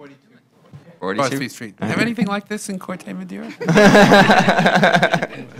This is very high. All right, so this application is returning as a pre-hearing item following review by the Manhattan Community Board 2 and the Manhattan Borough President. The application seeks approval of 3 special permits to facilitate the development of a 6-story plus penthouse residential building with ground floor commercial use and a below-grade accessory parking garage. at 42 Crosby Street. The project site is located within the Soho Cast Iron Historic District and Manhattan Community District 2. The requested actions would allow the Commission to modify the underlying use and bulk regulations within the M15B zoning district, in addition to allowing for the increase in the number of as-of-right accessory parking spaces. The proposed project was approved by the Landmarks Preservation Commission in May 2013. 42 Crosby Street is located at the northwest corner of Crosby and Broome Streets and is currently used as an at-grade parking lot with space for approximately 40 vehicles on stacker units. So 42 Crosby is here, Crosby and Broome, and then here's the site with the parking lot. The site is in the heart of the Soho Shopping District, 3 blocks north of Canal and 1 block west of Lafayette Street. The surrounding area is developed with buildings averaging between 5 and 7 stories, many of which include Use Group 17 joint living work quarters for artists with ground floor commercial use. And for instance, just on the subject block, there are 17 lots, and of those 17 lots, 6 have JLW2A units, and all, with the exception of the proposed project site, have ground floor commercial.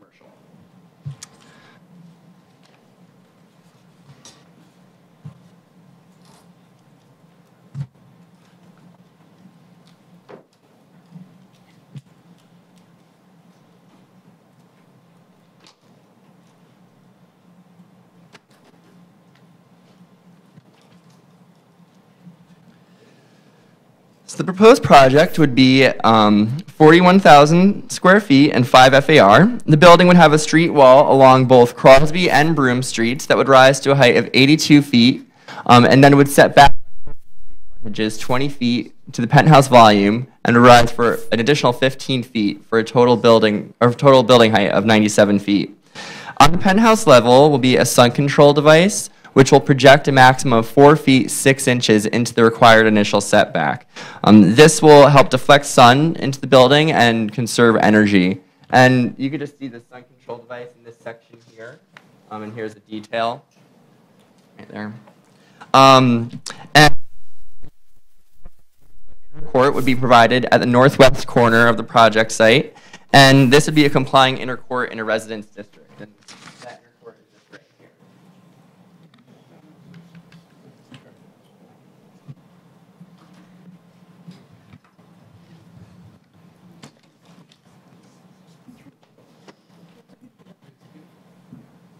All right. So the proposed building would contain a total of 10 dwelling units located on the 2nd through 6th floors. The ground floor will contain a maximum of 4,000 square feet of retail space and include a residential lobby and an entrance and elevator for the below-grade accessory parking garage. So the commercial use is here, and the lobby is here, and here's where the access to the parking garage will be. The proposed unattended accessory parking garage is square feet, again on the ground floor and the cellar. The cellar portion will be 3,900 square feet and includes space for 10 parking spots and the vehicle elevator. The ground floor portion will be about 1,000 square feet, and again will include that vehicle entrance and the entrance and the vehicle elevator. The garage on Crosby Street, 98.5 feet from its intersection with Broome Street, and that is right here. So to facilitate the proposed development, the applicant is seeking 3 special permits related to use, bulk, and parking. The first special permit is pursuant to Zoning Resolution Section 74-712A to modify within the M15B zoning district. This special permit will allow the residential use on floors 2 through 6 of the proposed building within the residential lobby and on the residential accessory use on the cellar. The special permit will also allow for retail use on the ground floor.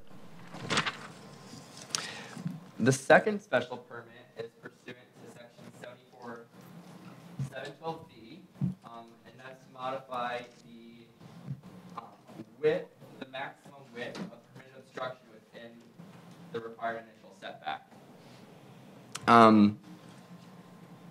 And that the requirement is that the permitted obstruction can't extend more than 50% of the width of the building wall from which it projects. And here the applicant is, or the application is requesting that the sun control device projects 115% of the width of the east wall and 119% of the width of the south wall. And so in this drawing here, you can see the hatched areas are the areas that are seeking to be waived.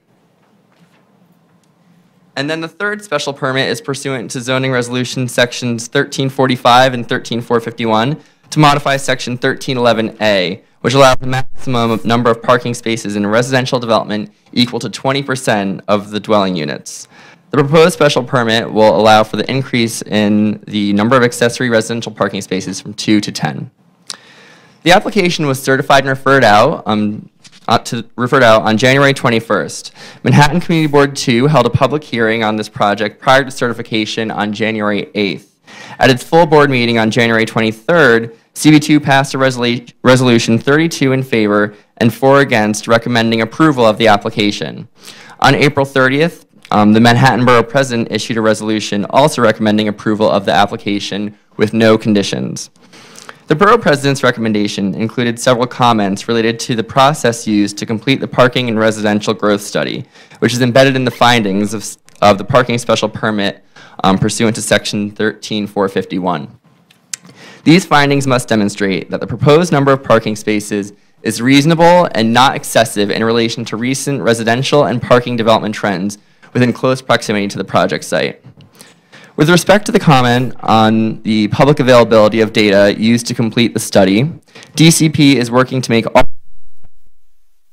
studies readily available on our website and currently supply information to the applicants when they come in. And with respect to the comment on the framework for processing 2 parking applications that lie within the same study area, DCP tracks all applications that seek this special permit and provides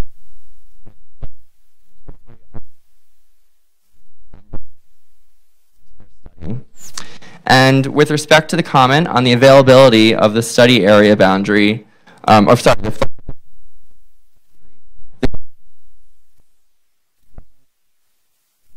boundary to include projects located outside of the boundaries that we provide guidance on. And then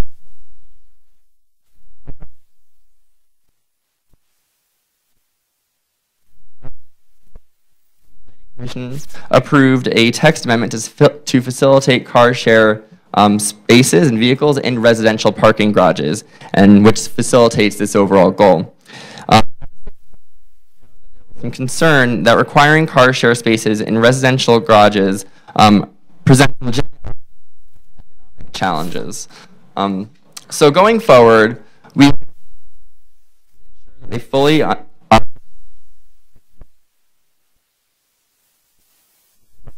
13451.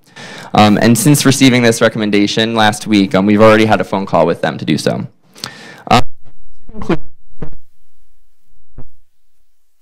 Use, bulk, and parking at 42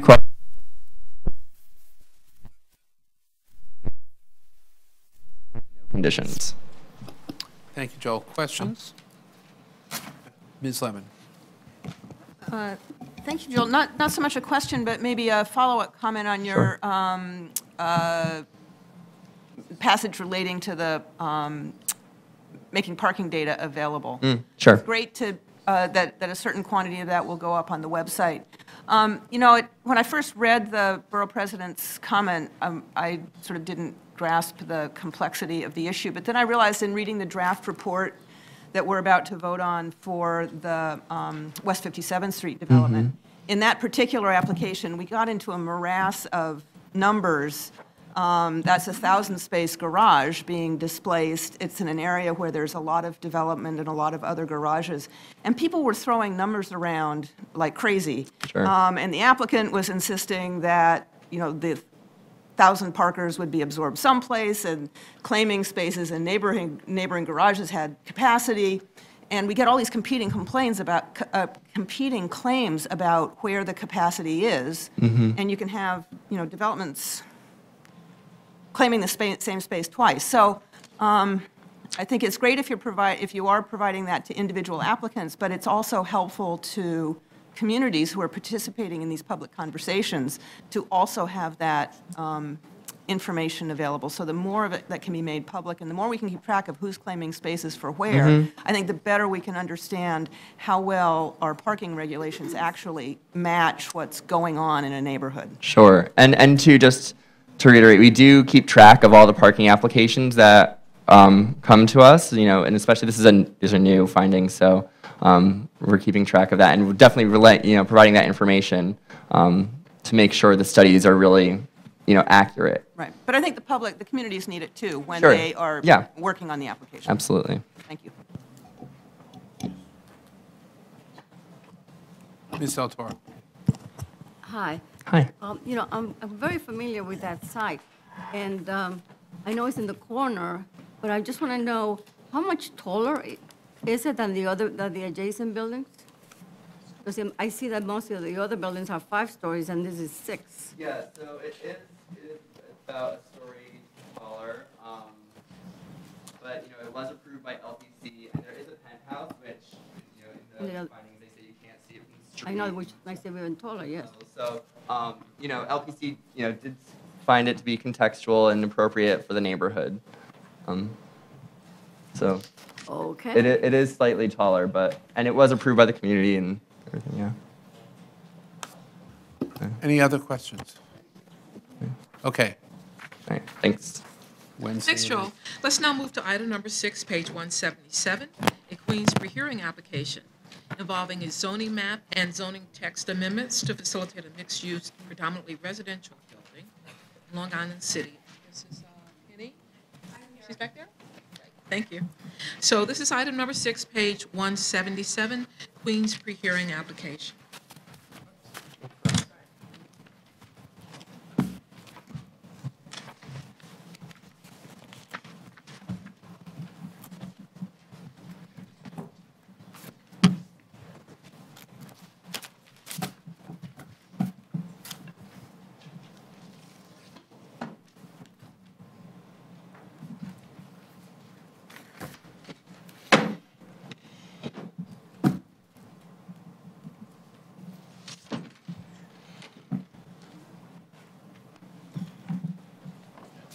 Hello, everyone. As Jackie mentioned, this application is back for pre-hearing review. The application is for zoning map and text amendments to facilitate 140 apartments in a section of the special of what they're proposing to add to the special Long Island City mixed-use district. Currently, the site is zoned M14, and the development site itself has frontage along 49th Avenue and 21st Street. And then the application also includes Long Island Railroad property that's in between the development site and the Long Island City Special District. The proposal is to extend the existing M15 R7X to this entire site and also extend the special district and expand the boundaries of the Hunters Point subdistrict to encompass the site. The second application is to allow for unenclosed sidewalk cafes along 49th Avenue between 11th Street and 21st Street. The application was certified on February 19th. Community Board 2 in Queens held a public hearing on the application, and by a vote of 31 in favor, 1 opposed, and 1 abstention, recommended in favor of the application with 4 conditions. The first is that the applicant provide affordable housing. The applicant has indicated that they intend to apply for 421A benefits. The site falls within the geographic exclusion zone in the Long Island City neighborhood. That means that if they use the 421A program, they have to provide 20% below market units on site. So as I mentioned, they're proposing approximately 140 units, so it would be 28 affordable units. The community board also recommended that artist space that the applicant is contemplating providing not be located in the cellar, but instead it be located somewhere in the building where the users of the space could get light. The community board also asked for a preference for Community Board 2 residents for the affordable units. And they also asked that DOT undertake a study of the intersection of the Pulaski Bridge and 49th Avenue. There's a slip ramp that comes off the Pulaski Bridge there, and cars sometimes, it's an unregulated intersection.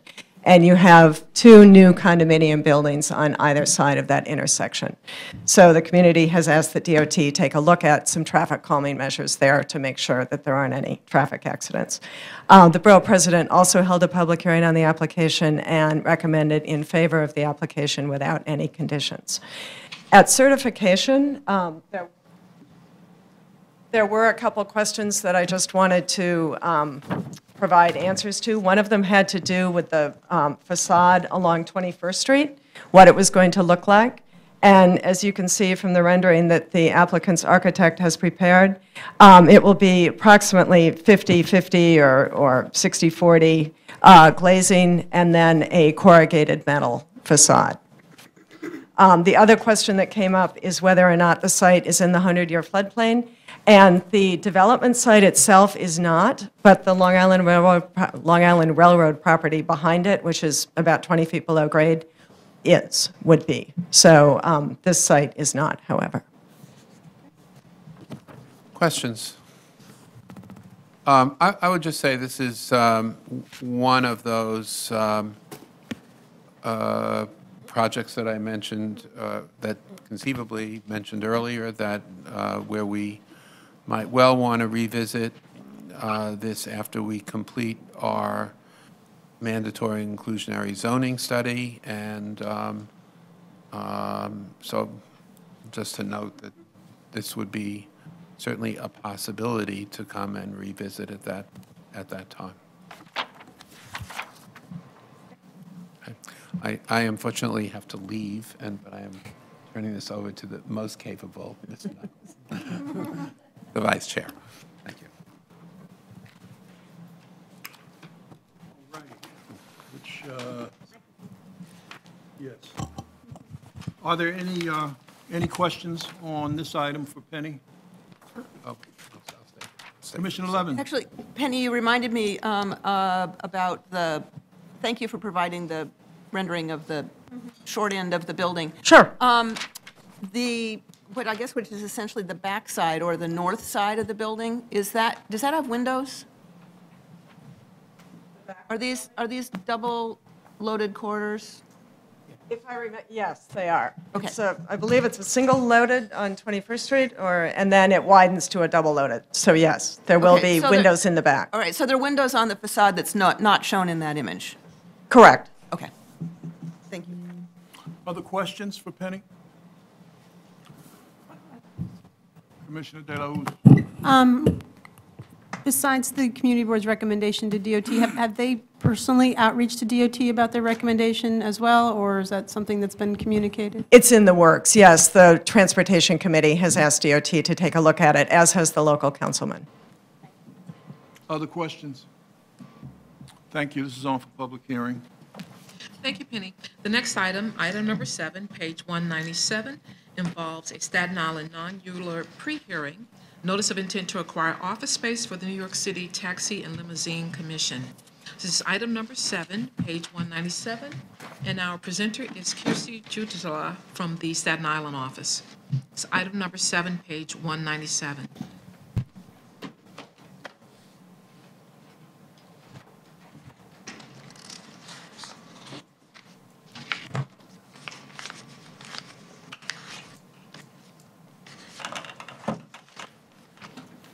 Good afternoon. This is an application by DCAS on behalf of the New York City Taxi and Limousine Commission for the acquisition of 4,000 square feet of office space at 1141 Highland Boulevard in Grasmere, Staten Island, Community District 2. The space is needed for the relocation of TLC from their current offices at 1893 Richmond Terrace in Community District 1, which was severely flooded during Hurricane Sandy. TLC wants to move to a new location to avoid future flooding and to accommodate the need for additional employees in licensing, uniform services, and administrative services. I'll point on the map we were formerly at this location, Ward 1, and moving to this location in Grasmere, Community District 2. The TLC's main office in Long Island City conducts the bulk of their licensing operations. This will be a small satellite office which will assist clients in acquiring for hire base station licenses without having to travel to Long Island City. These are the only 2 licensing facilities in the 5 boroughs. The proposed office space is located in a 14,000 square foot building. It's a 1-story building near the intersection of Highland Boulevard and Cove Road in Grasmere. Highland Boulevard is a major roadway which runs the length of Staten Island with connections to the Verrazzano Bridge and to I-278, the Staten Island Expressway. The site is zoned R2 with a C21 overlay. The surrounding area has a mix of small-scale commercial uses along the Highland Boulevard and low-density residential uses in the residential districts a few hundred feet away from Highland Boulevard. The site is well served by bus transit. The S153 and the S179 run along Highland Boulevard and stop directly in front of the building. This, in addition, the rail line, the Grasmere station of the SIR Staten Island Railroad is about 8 blocks away. This 4,000 square foot portion of the building is vacant now and will require minor renovations to make it suitable for the agency's needs. The site will be made fully ADA compliant. The other 10,000 square feet of the building are currently occupied by DaVita Dialysis Center. The proposed TLC office space will hold approximately 17 staff members with additional space for 15 clients. And the space will provide offices, a waiting area for daily visitors, and secured file and storage space. They expect it to serve 35 to 40 visitors per day. And the community board has no issues regarding the use or the location. Thank you, Kirsty. Questions? So the TLC is currently in the damaged, still in the damaged premises as we speak? What I know is that they moved out and just had a desk at Borough Hall. I think they were just given some space after Sandy, and so they've been kind of in temporary quarters. Okay, any other questions? Thank you. This is to public hearing as well. Thanks, Kirsty. Let's now move to item number 8, page 205. It's also a proposed notice of intent to acquire office space, this time for a DCAS Bureau of Examination, similar to the one that the commissioner's seen over the past month. So this is item number 8, page 205, and our presenter is Maggie Soffel from the Staten Island office. Good afternoon. This is an application by DCAS's Bureau of Examinations for the acquisition of 10,000 square feet of office space located at 135 Canal Street in Stapleton, Community Board 1. This is to provide a computer-based testing and application center on Staten Island to offer more exams on a frequent and more convenient basis to the public.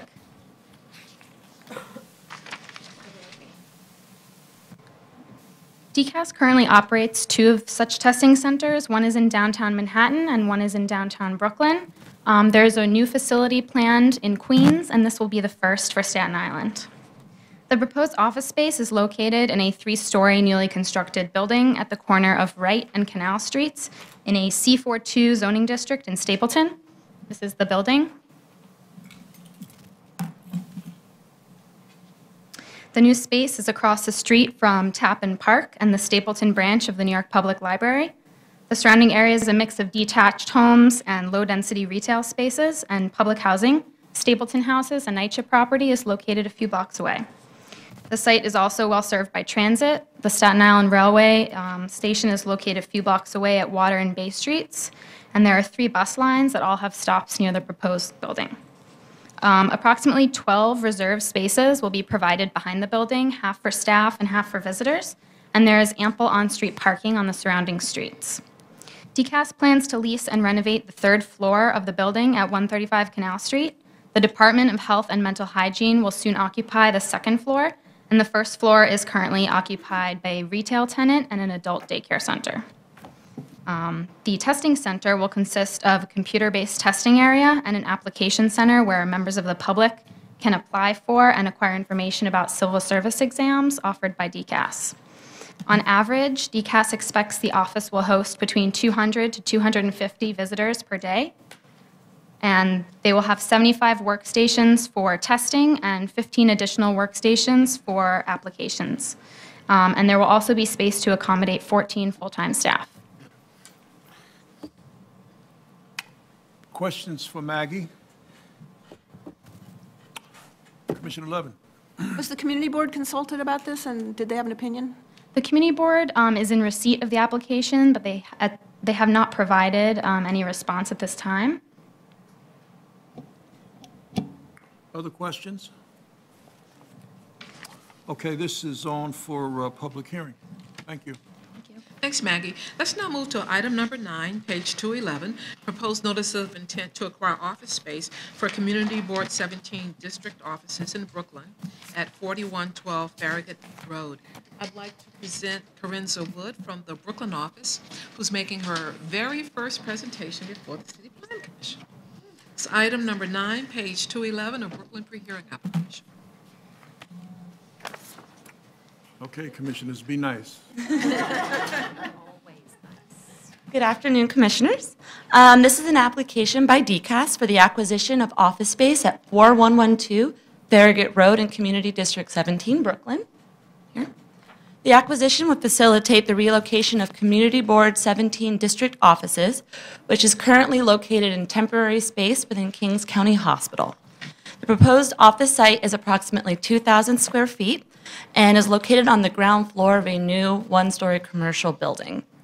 The new facilities will include open offices, a conference room, and a reception area, which will sufficiently serve the 4 full-time community board members, as well as other volunteers. The site is located on the northwesternmost block of an M11 district. And the surrounding area is characterized by 2-story semi-detached and attached homes to the north and west of the site, as well as 1- to 2-story warehouses to the east. The subject site is served by the 2 and 5 lines at the Brooklyn College Station, which is approximately half a mile away, as well as the B6 and B103 lines, which are a few blocks away, making this new office space easily accessible to residents. The chair of Community Board 17 will likely be speaking in favor of this application at the public hearing, and it is possible that the district manager may have a differing opinion on that day. Really? That should be interesting. Yes, just giving you a heads up. That should be interesting. That should be very interesting. Yeah. Question, assuming the duration of the PM. So, Please. with that, you open the door to ask the question about why the difference of opinion. We're actually uncertain at this time. There is no formal official explanation. Okay.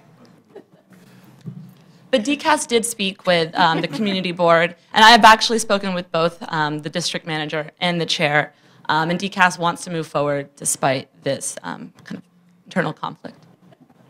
Okay. Other questions? Thank you. This is on for public My hearing, future community board. which we all anticipate, no doubt.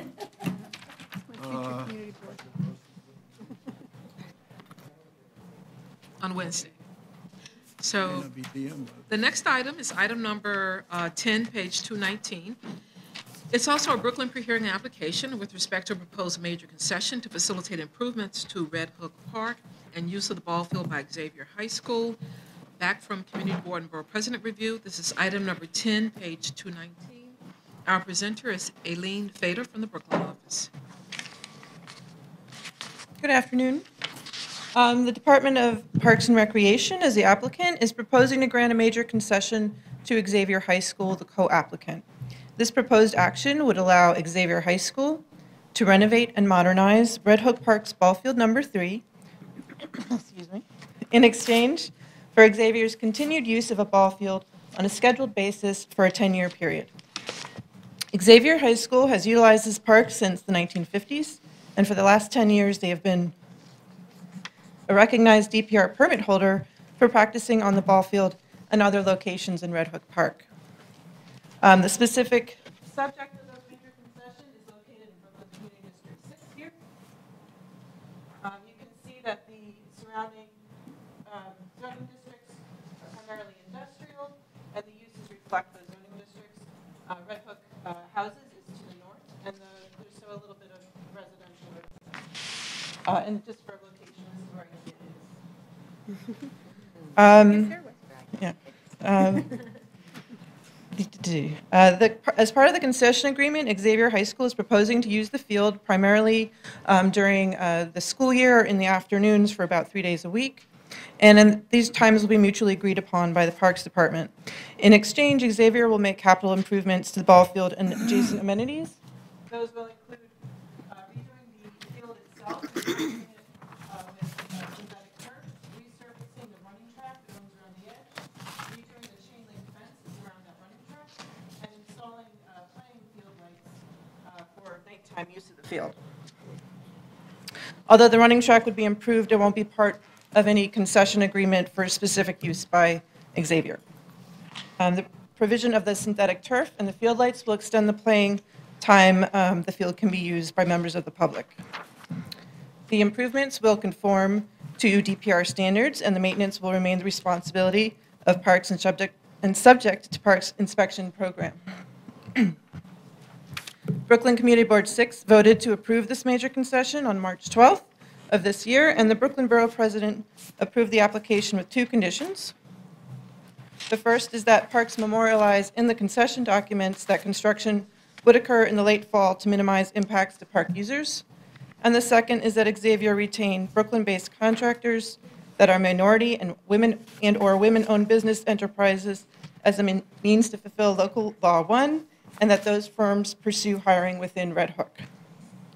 The Department of City Planning notes that these conditions are outside the purview of the approval, as the terms of the concession agreement itself are reviewed and approved by the Franchise and Concession Review Committee of the Mayor's Office of Contracts. Thank you.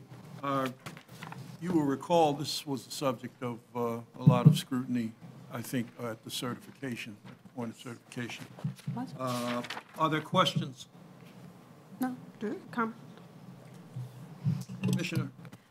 I just know that the Red Hook community is in sore need of an extended use ball field, and this would allow that investment to happen, So look forward to hearing from folks on Wednesday, but I can imagine that there's going to be mostly positive feedback. It'll be interesting to see how this new for-profit school across the street might impact the demand for the use of the field moving forward as well. Okay, other questions? Just a quick question. Commensurate with the Borough President's recommendation that the construction take place in the fall, when do you see actual construction taking place? Parks has said that Parks and Xavier have said that that is the appropriate time to do it, and I think the Borough President just wants it in writing. I want more or less. Yeah. Okay, thank you. Commissioner Levin. Yes, Elaine, I'm reminded that I think I had a question at when this was referred out about how the extent to which this is precedent setting. Do we have other concessions in the city? I mean, I remember there was the one at Randall's Island that got in such a mess, I think largely because the mayor's office wasn't using this process. Correct. But how unique is this condition? Is someone from Parks going to be here on Wednesday? There will definitely be probably 2 people from Parks, if not more. So the arrangement they have told me is not a standard one. But these are fairly unique circumstances, and they think it's very appropriate. Yeah, no, that's clear, and I think the case is made. But I think it would be helpful for us to be able to put this in context of other arrangements, just so we know how unique it is. I think it is pretty unique, but they'll be here on Wednesday and can talk about that. Thank you. Okay, other questions? Thank you. Okay. Thank you, Aileen. Let's now move to item number 11, page 232. Also a Brooklyn pre-hearing application with respect to an application by HPD for an urban development action area project designation, project approval, disposition of city-owned property, and a special permit to facilitate permanent affordable housing in Community District 16. This is item number 11, page 232, back from Community Board and Borough President review.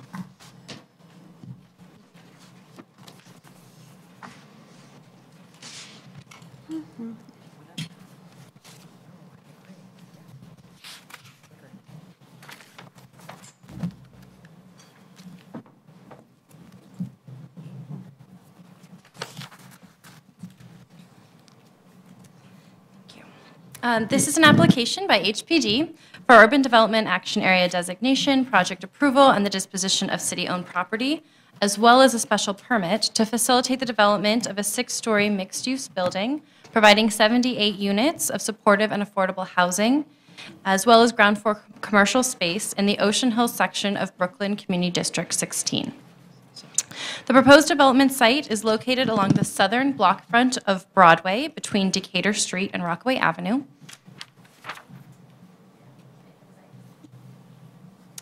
And consists of 7 vacant city-owned lots totaling just over 20,000 square feet in an R6 C13 district.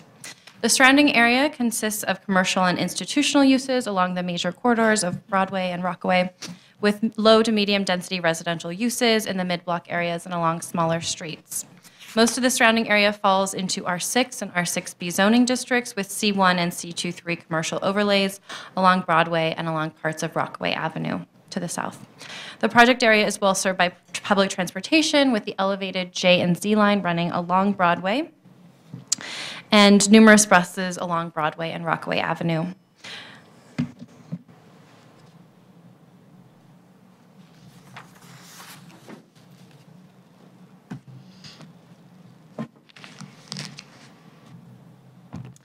The proposed development would consist of a 6-story mixed-use building with supportive and affordable housing, with 78 units of supportive and affordable housing. 60% of the units would be designated for chronically homeless individuals, and 40% of the units would be affordable to households earning less than 60% of the area median income. Supportive services would be available to on-site to all tenants and would include case management, recovery programs, and 24-hour security. The building would have a street wall and total height of approximately 60 feet. The building would contain a mix of studios, 1, 2, and 3-bedroom units on the 1st through 6th floors. In addition to the supportive and affordable housing units, the ground floor would include commercial space along Broadway and supportive services as well as common areas. There would be approximately 3,800 square feet of outdoor recreational space at the rear of the building. The proposed development would require less than 25 accessory parking spaces, and parking requirements have been waived. No on-site parking will be provided. To facilitate the project, the applicant has requested 2 actions: Urban Development Action Area designation, project approval, and the disposition of city-owned property, as well as a special permit pursuant to Zoning Resolution Section 74-902 to allow increased FAR for a community facility with sleeping accommodations. Approval of this special permit would allow an FAR of up to 4.8 for community facility uses. The current zoning would allow up to 2.43 for community facility uses. The proposed building would have a community facility FAR of 3.13 and total FAR of 3.35. A mayoral override has also been approved to facilitate this project.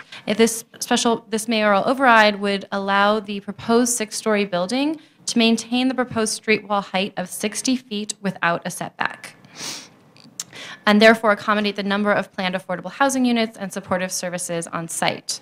The bulk regulations for an R6 C13 district where this project site is located would restrict the street height for a community facility building to 60 feet or 4 stories, whichever is less. This would require a setback at the 4th floor of the proposed building. The mayoral override will permit the proposed building to conform to the allowable residential street wall height limit of 60 feet in this district. Community Board 16 has recommended approval of this application with 19 in favor, 5 opposed, and 2 abstentions. The Brooklyn Borough President has recommended approval with conditions. The Borough President has requested that both the supportive and non-supportive units be permanently affordable. He's also requested that the project sponsor retain Brooklyn-based contractors and subcontractors, particularly minority or women business enterprises. The BP has also recommended that the city and state work to reduce the capacity of transitional housing and homeless shelters in the area by creating more permanent affordable housing. He also included a recommendation that city planning study the potential for extending a C44L zoning district along Broadway into community districts 1, 4, and 16. Approval of the proposed actions would facilitate the development of 78 units of supportive and affordable housing, as well as commercial space in the Ocean Hill neighborhood of Brooklyn Community District 16. Thank you, Corin. Before I take questions, I just want to convey a question that the chairman had, and he will, I guess, likely convey this directly on Wednesday, and it's one actually that I would echo, and that is the mix in this building of 60% formerly chronically formerly homeless population and 40% so-called affordable. Is there a precedent for this, and does HPD foresee any particular set of challenges given this particular configuration? Right. I spoke to the project, to HPD, who conveyed that to the project sponsor, and they will be prepared to answer questions and provide more information about the programming at this site at the hearing on Wednesday. I know that there will be extensive services on site, both supportive services and social activities for tenants, but the sponsor will be able to answer that more fully on Wednesday. Yeah, and I'm sure the chairman will speak directly to this.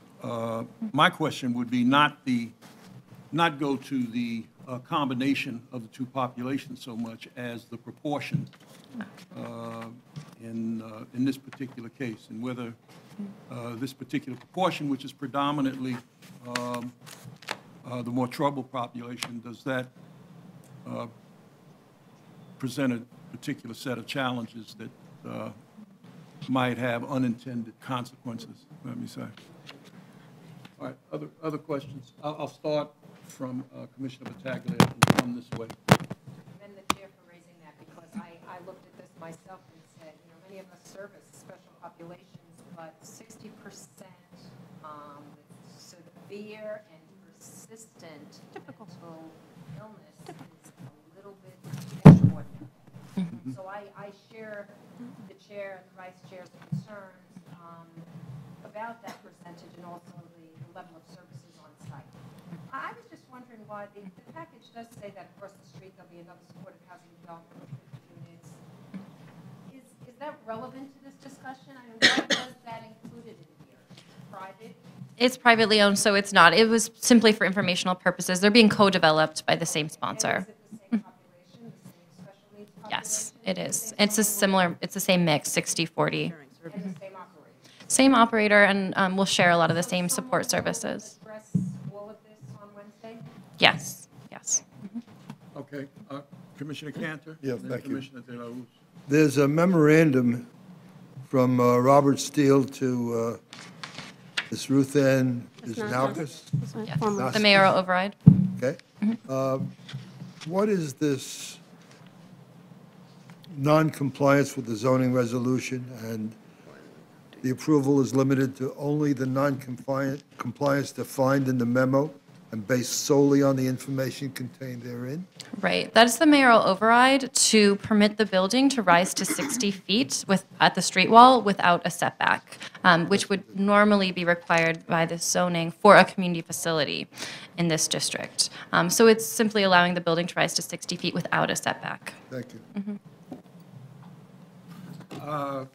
Commissioner De La Ruz, and then I will go to my left. So just as a point of information, so on supportive housing, the model has been 60% formerly homeless individuals with special needs, including serious and persistent mental illness, and 40% low-income community residents for many, many, many years. I can tell you that Fifth Avenue Committee happens to manage a number of supportive housing buildings with exactly that mix, and it's all really about the services on site and the quality of those services. And so I'm less concerned personally about the mix, and would, you know, welcome more information on Wednesday about the services and that, because it's absolutely the model. The question I have goes to the role of the different partners, and I don't know if you can speak to it or it could just be answered on Wednesday. I think I understand what SUS's and Alembic's role is, but I'm less familiar with Avery Enterprises, and maybe could hear a little bit more about their role moving forward. And, you know, going to the borough president's question about permanent affordability, to me, the ownership structure, long-term, is very important to help answer that, and whether or not it's the nonprofit in control. If that, you know, Alembic is a wonderful organization, but to me, that would help answer some of the concerns long-term about affordability. Thanks. Great, I'll pass that on. Thank you, that's obviously helpful. Commissioner Thank you.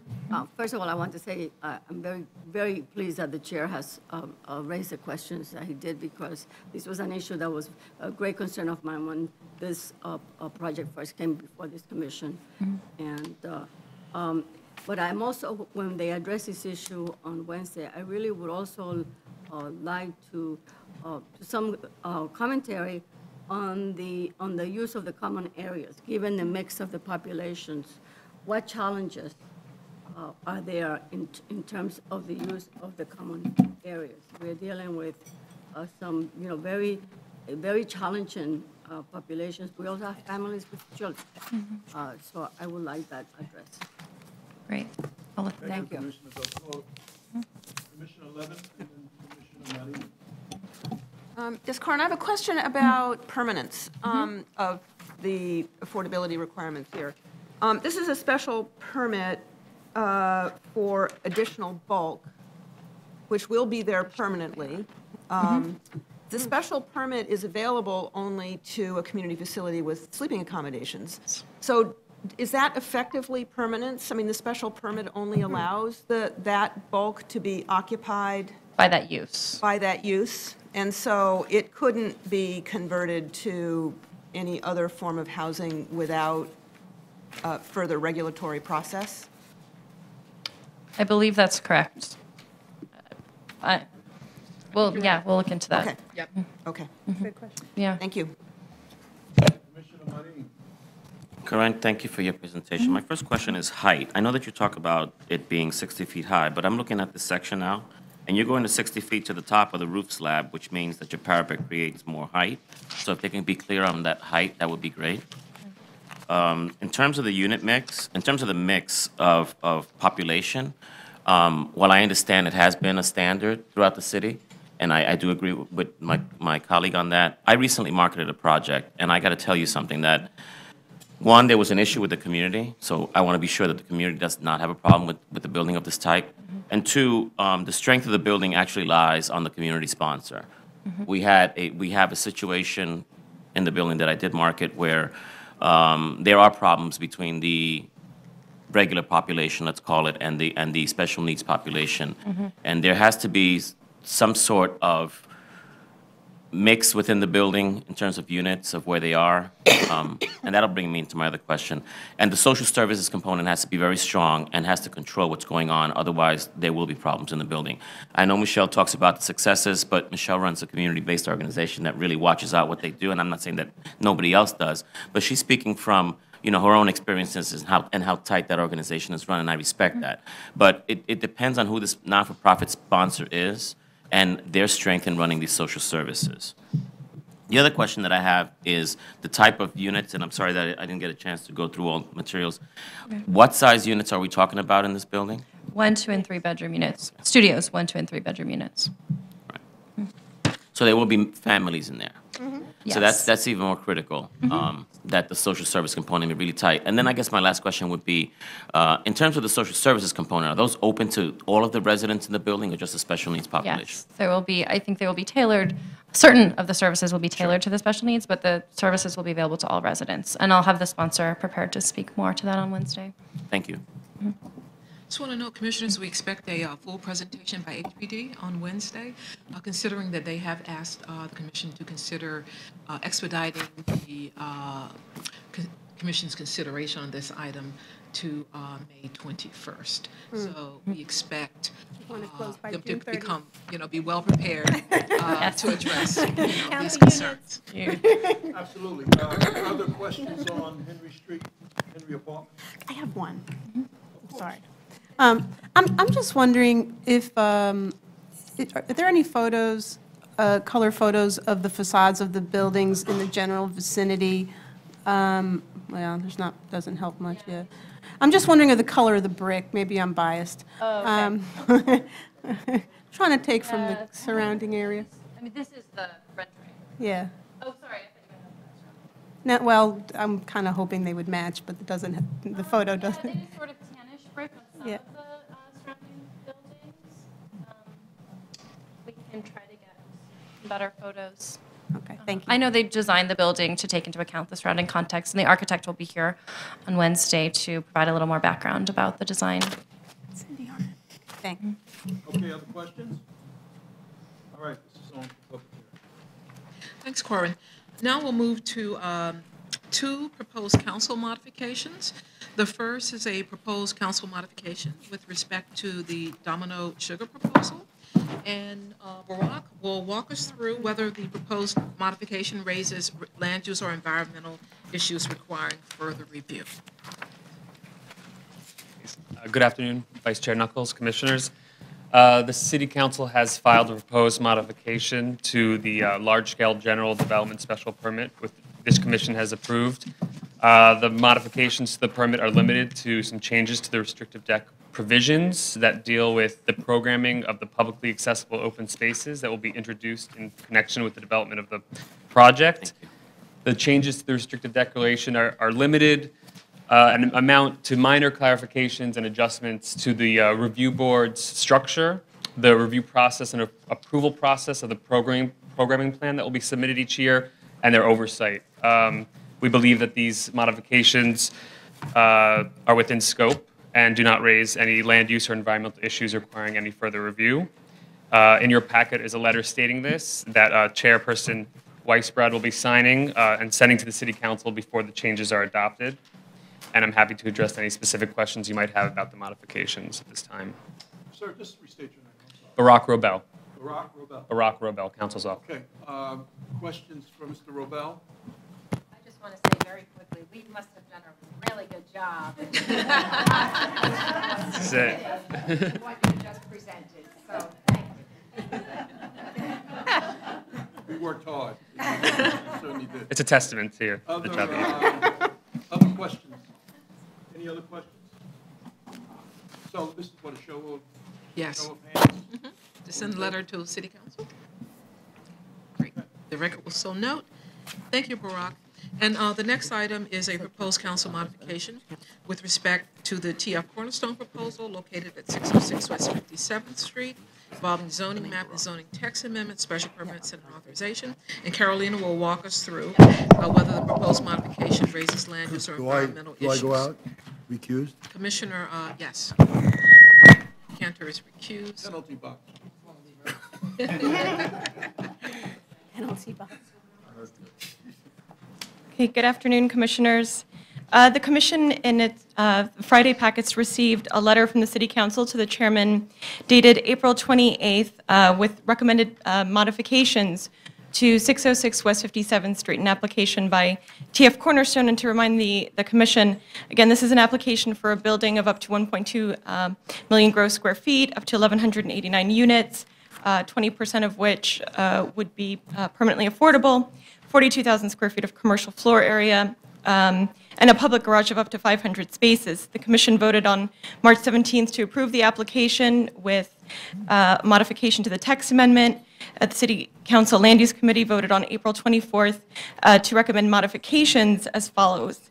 A modification to the proposed text amendment to allow middle-income floor area as well as low-income floor area to generate bonus floor area for providing affordable housing. A second modification to the proposed text amendment to implement a hotel special permit on the portion of the project area that is currently in an M23 zoning district, making hotel uses discretionary on approximately 85% of the site, and a modification of the proposed 500-space public garage special permit to reduce that number of parking spaces to no more than 400 spaces. And again, staff has determined that the proposed modifications raise no land use or environmental issues requiring further review. And in your packets, there is a draft letter from the Commissioner to the City Planning, to the City Council to that effect. Okay, I trust everyone has had the opportunity to look at the letter. It's pretty specific as to the impact or lack thereof in the assessment of council. Questions? Commissioner Lemon. Carolina, the moderate income text amendment modification, is that a new creation, or have we seen similar provisions elsewhere? In other words, It has the feature that the moderate income generates a bonus at basically half the rate of low income? Exactly, yeah. Have we done that someplace else? It's been modeled on other provisions that introduce moderate and middle income to generate bonus floor area. So this is using that, adapting those models, that same math to this particular site. Okay, good. So it's not unique. Right. Other questions? Okay. By a show of hands, indicate our willingness to not argue with the council. Thanks, Commissioners. That's one way to put it. Let's move on to future votes. This Wednesday, staff has prepared favorable resolutions for the following. The Clinton Urban Renewal Site 7 proposal, which involves a series of land use actions to facilitate mixed-use development, including affordable housing.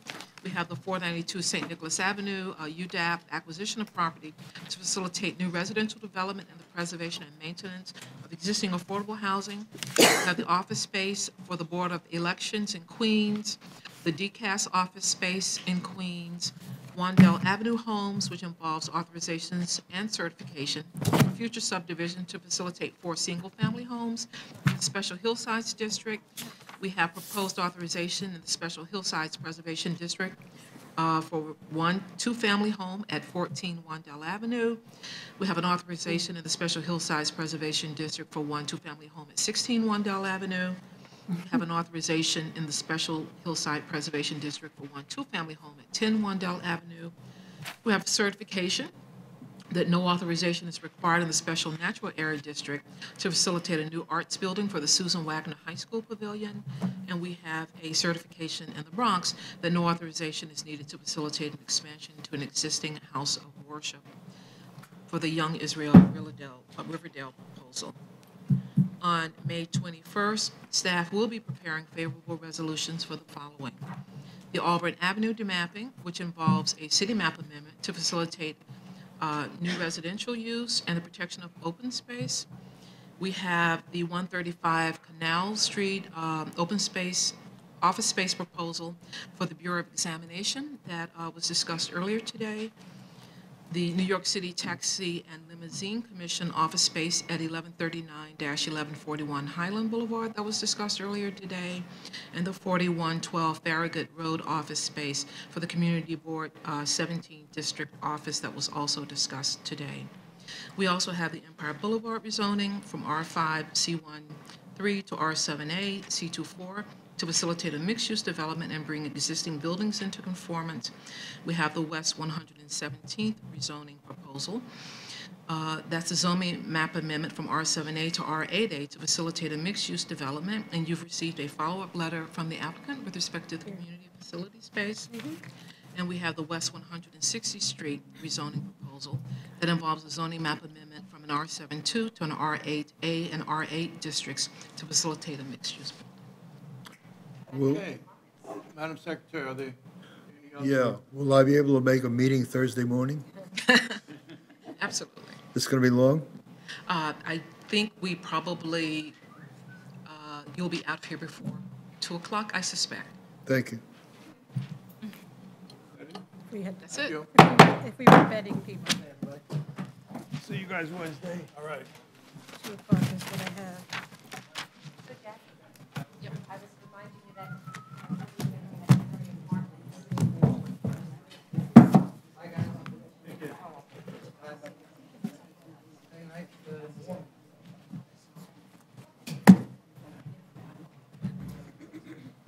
That was a full day.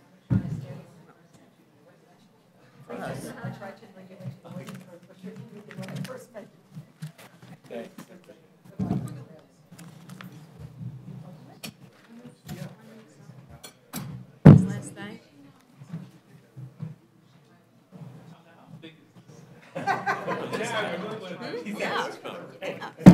That's a tough one. First day I met him, he said an instant no.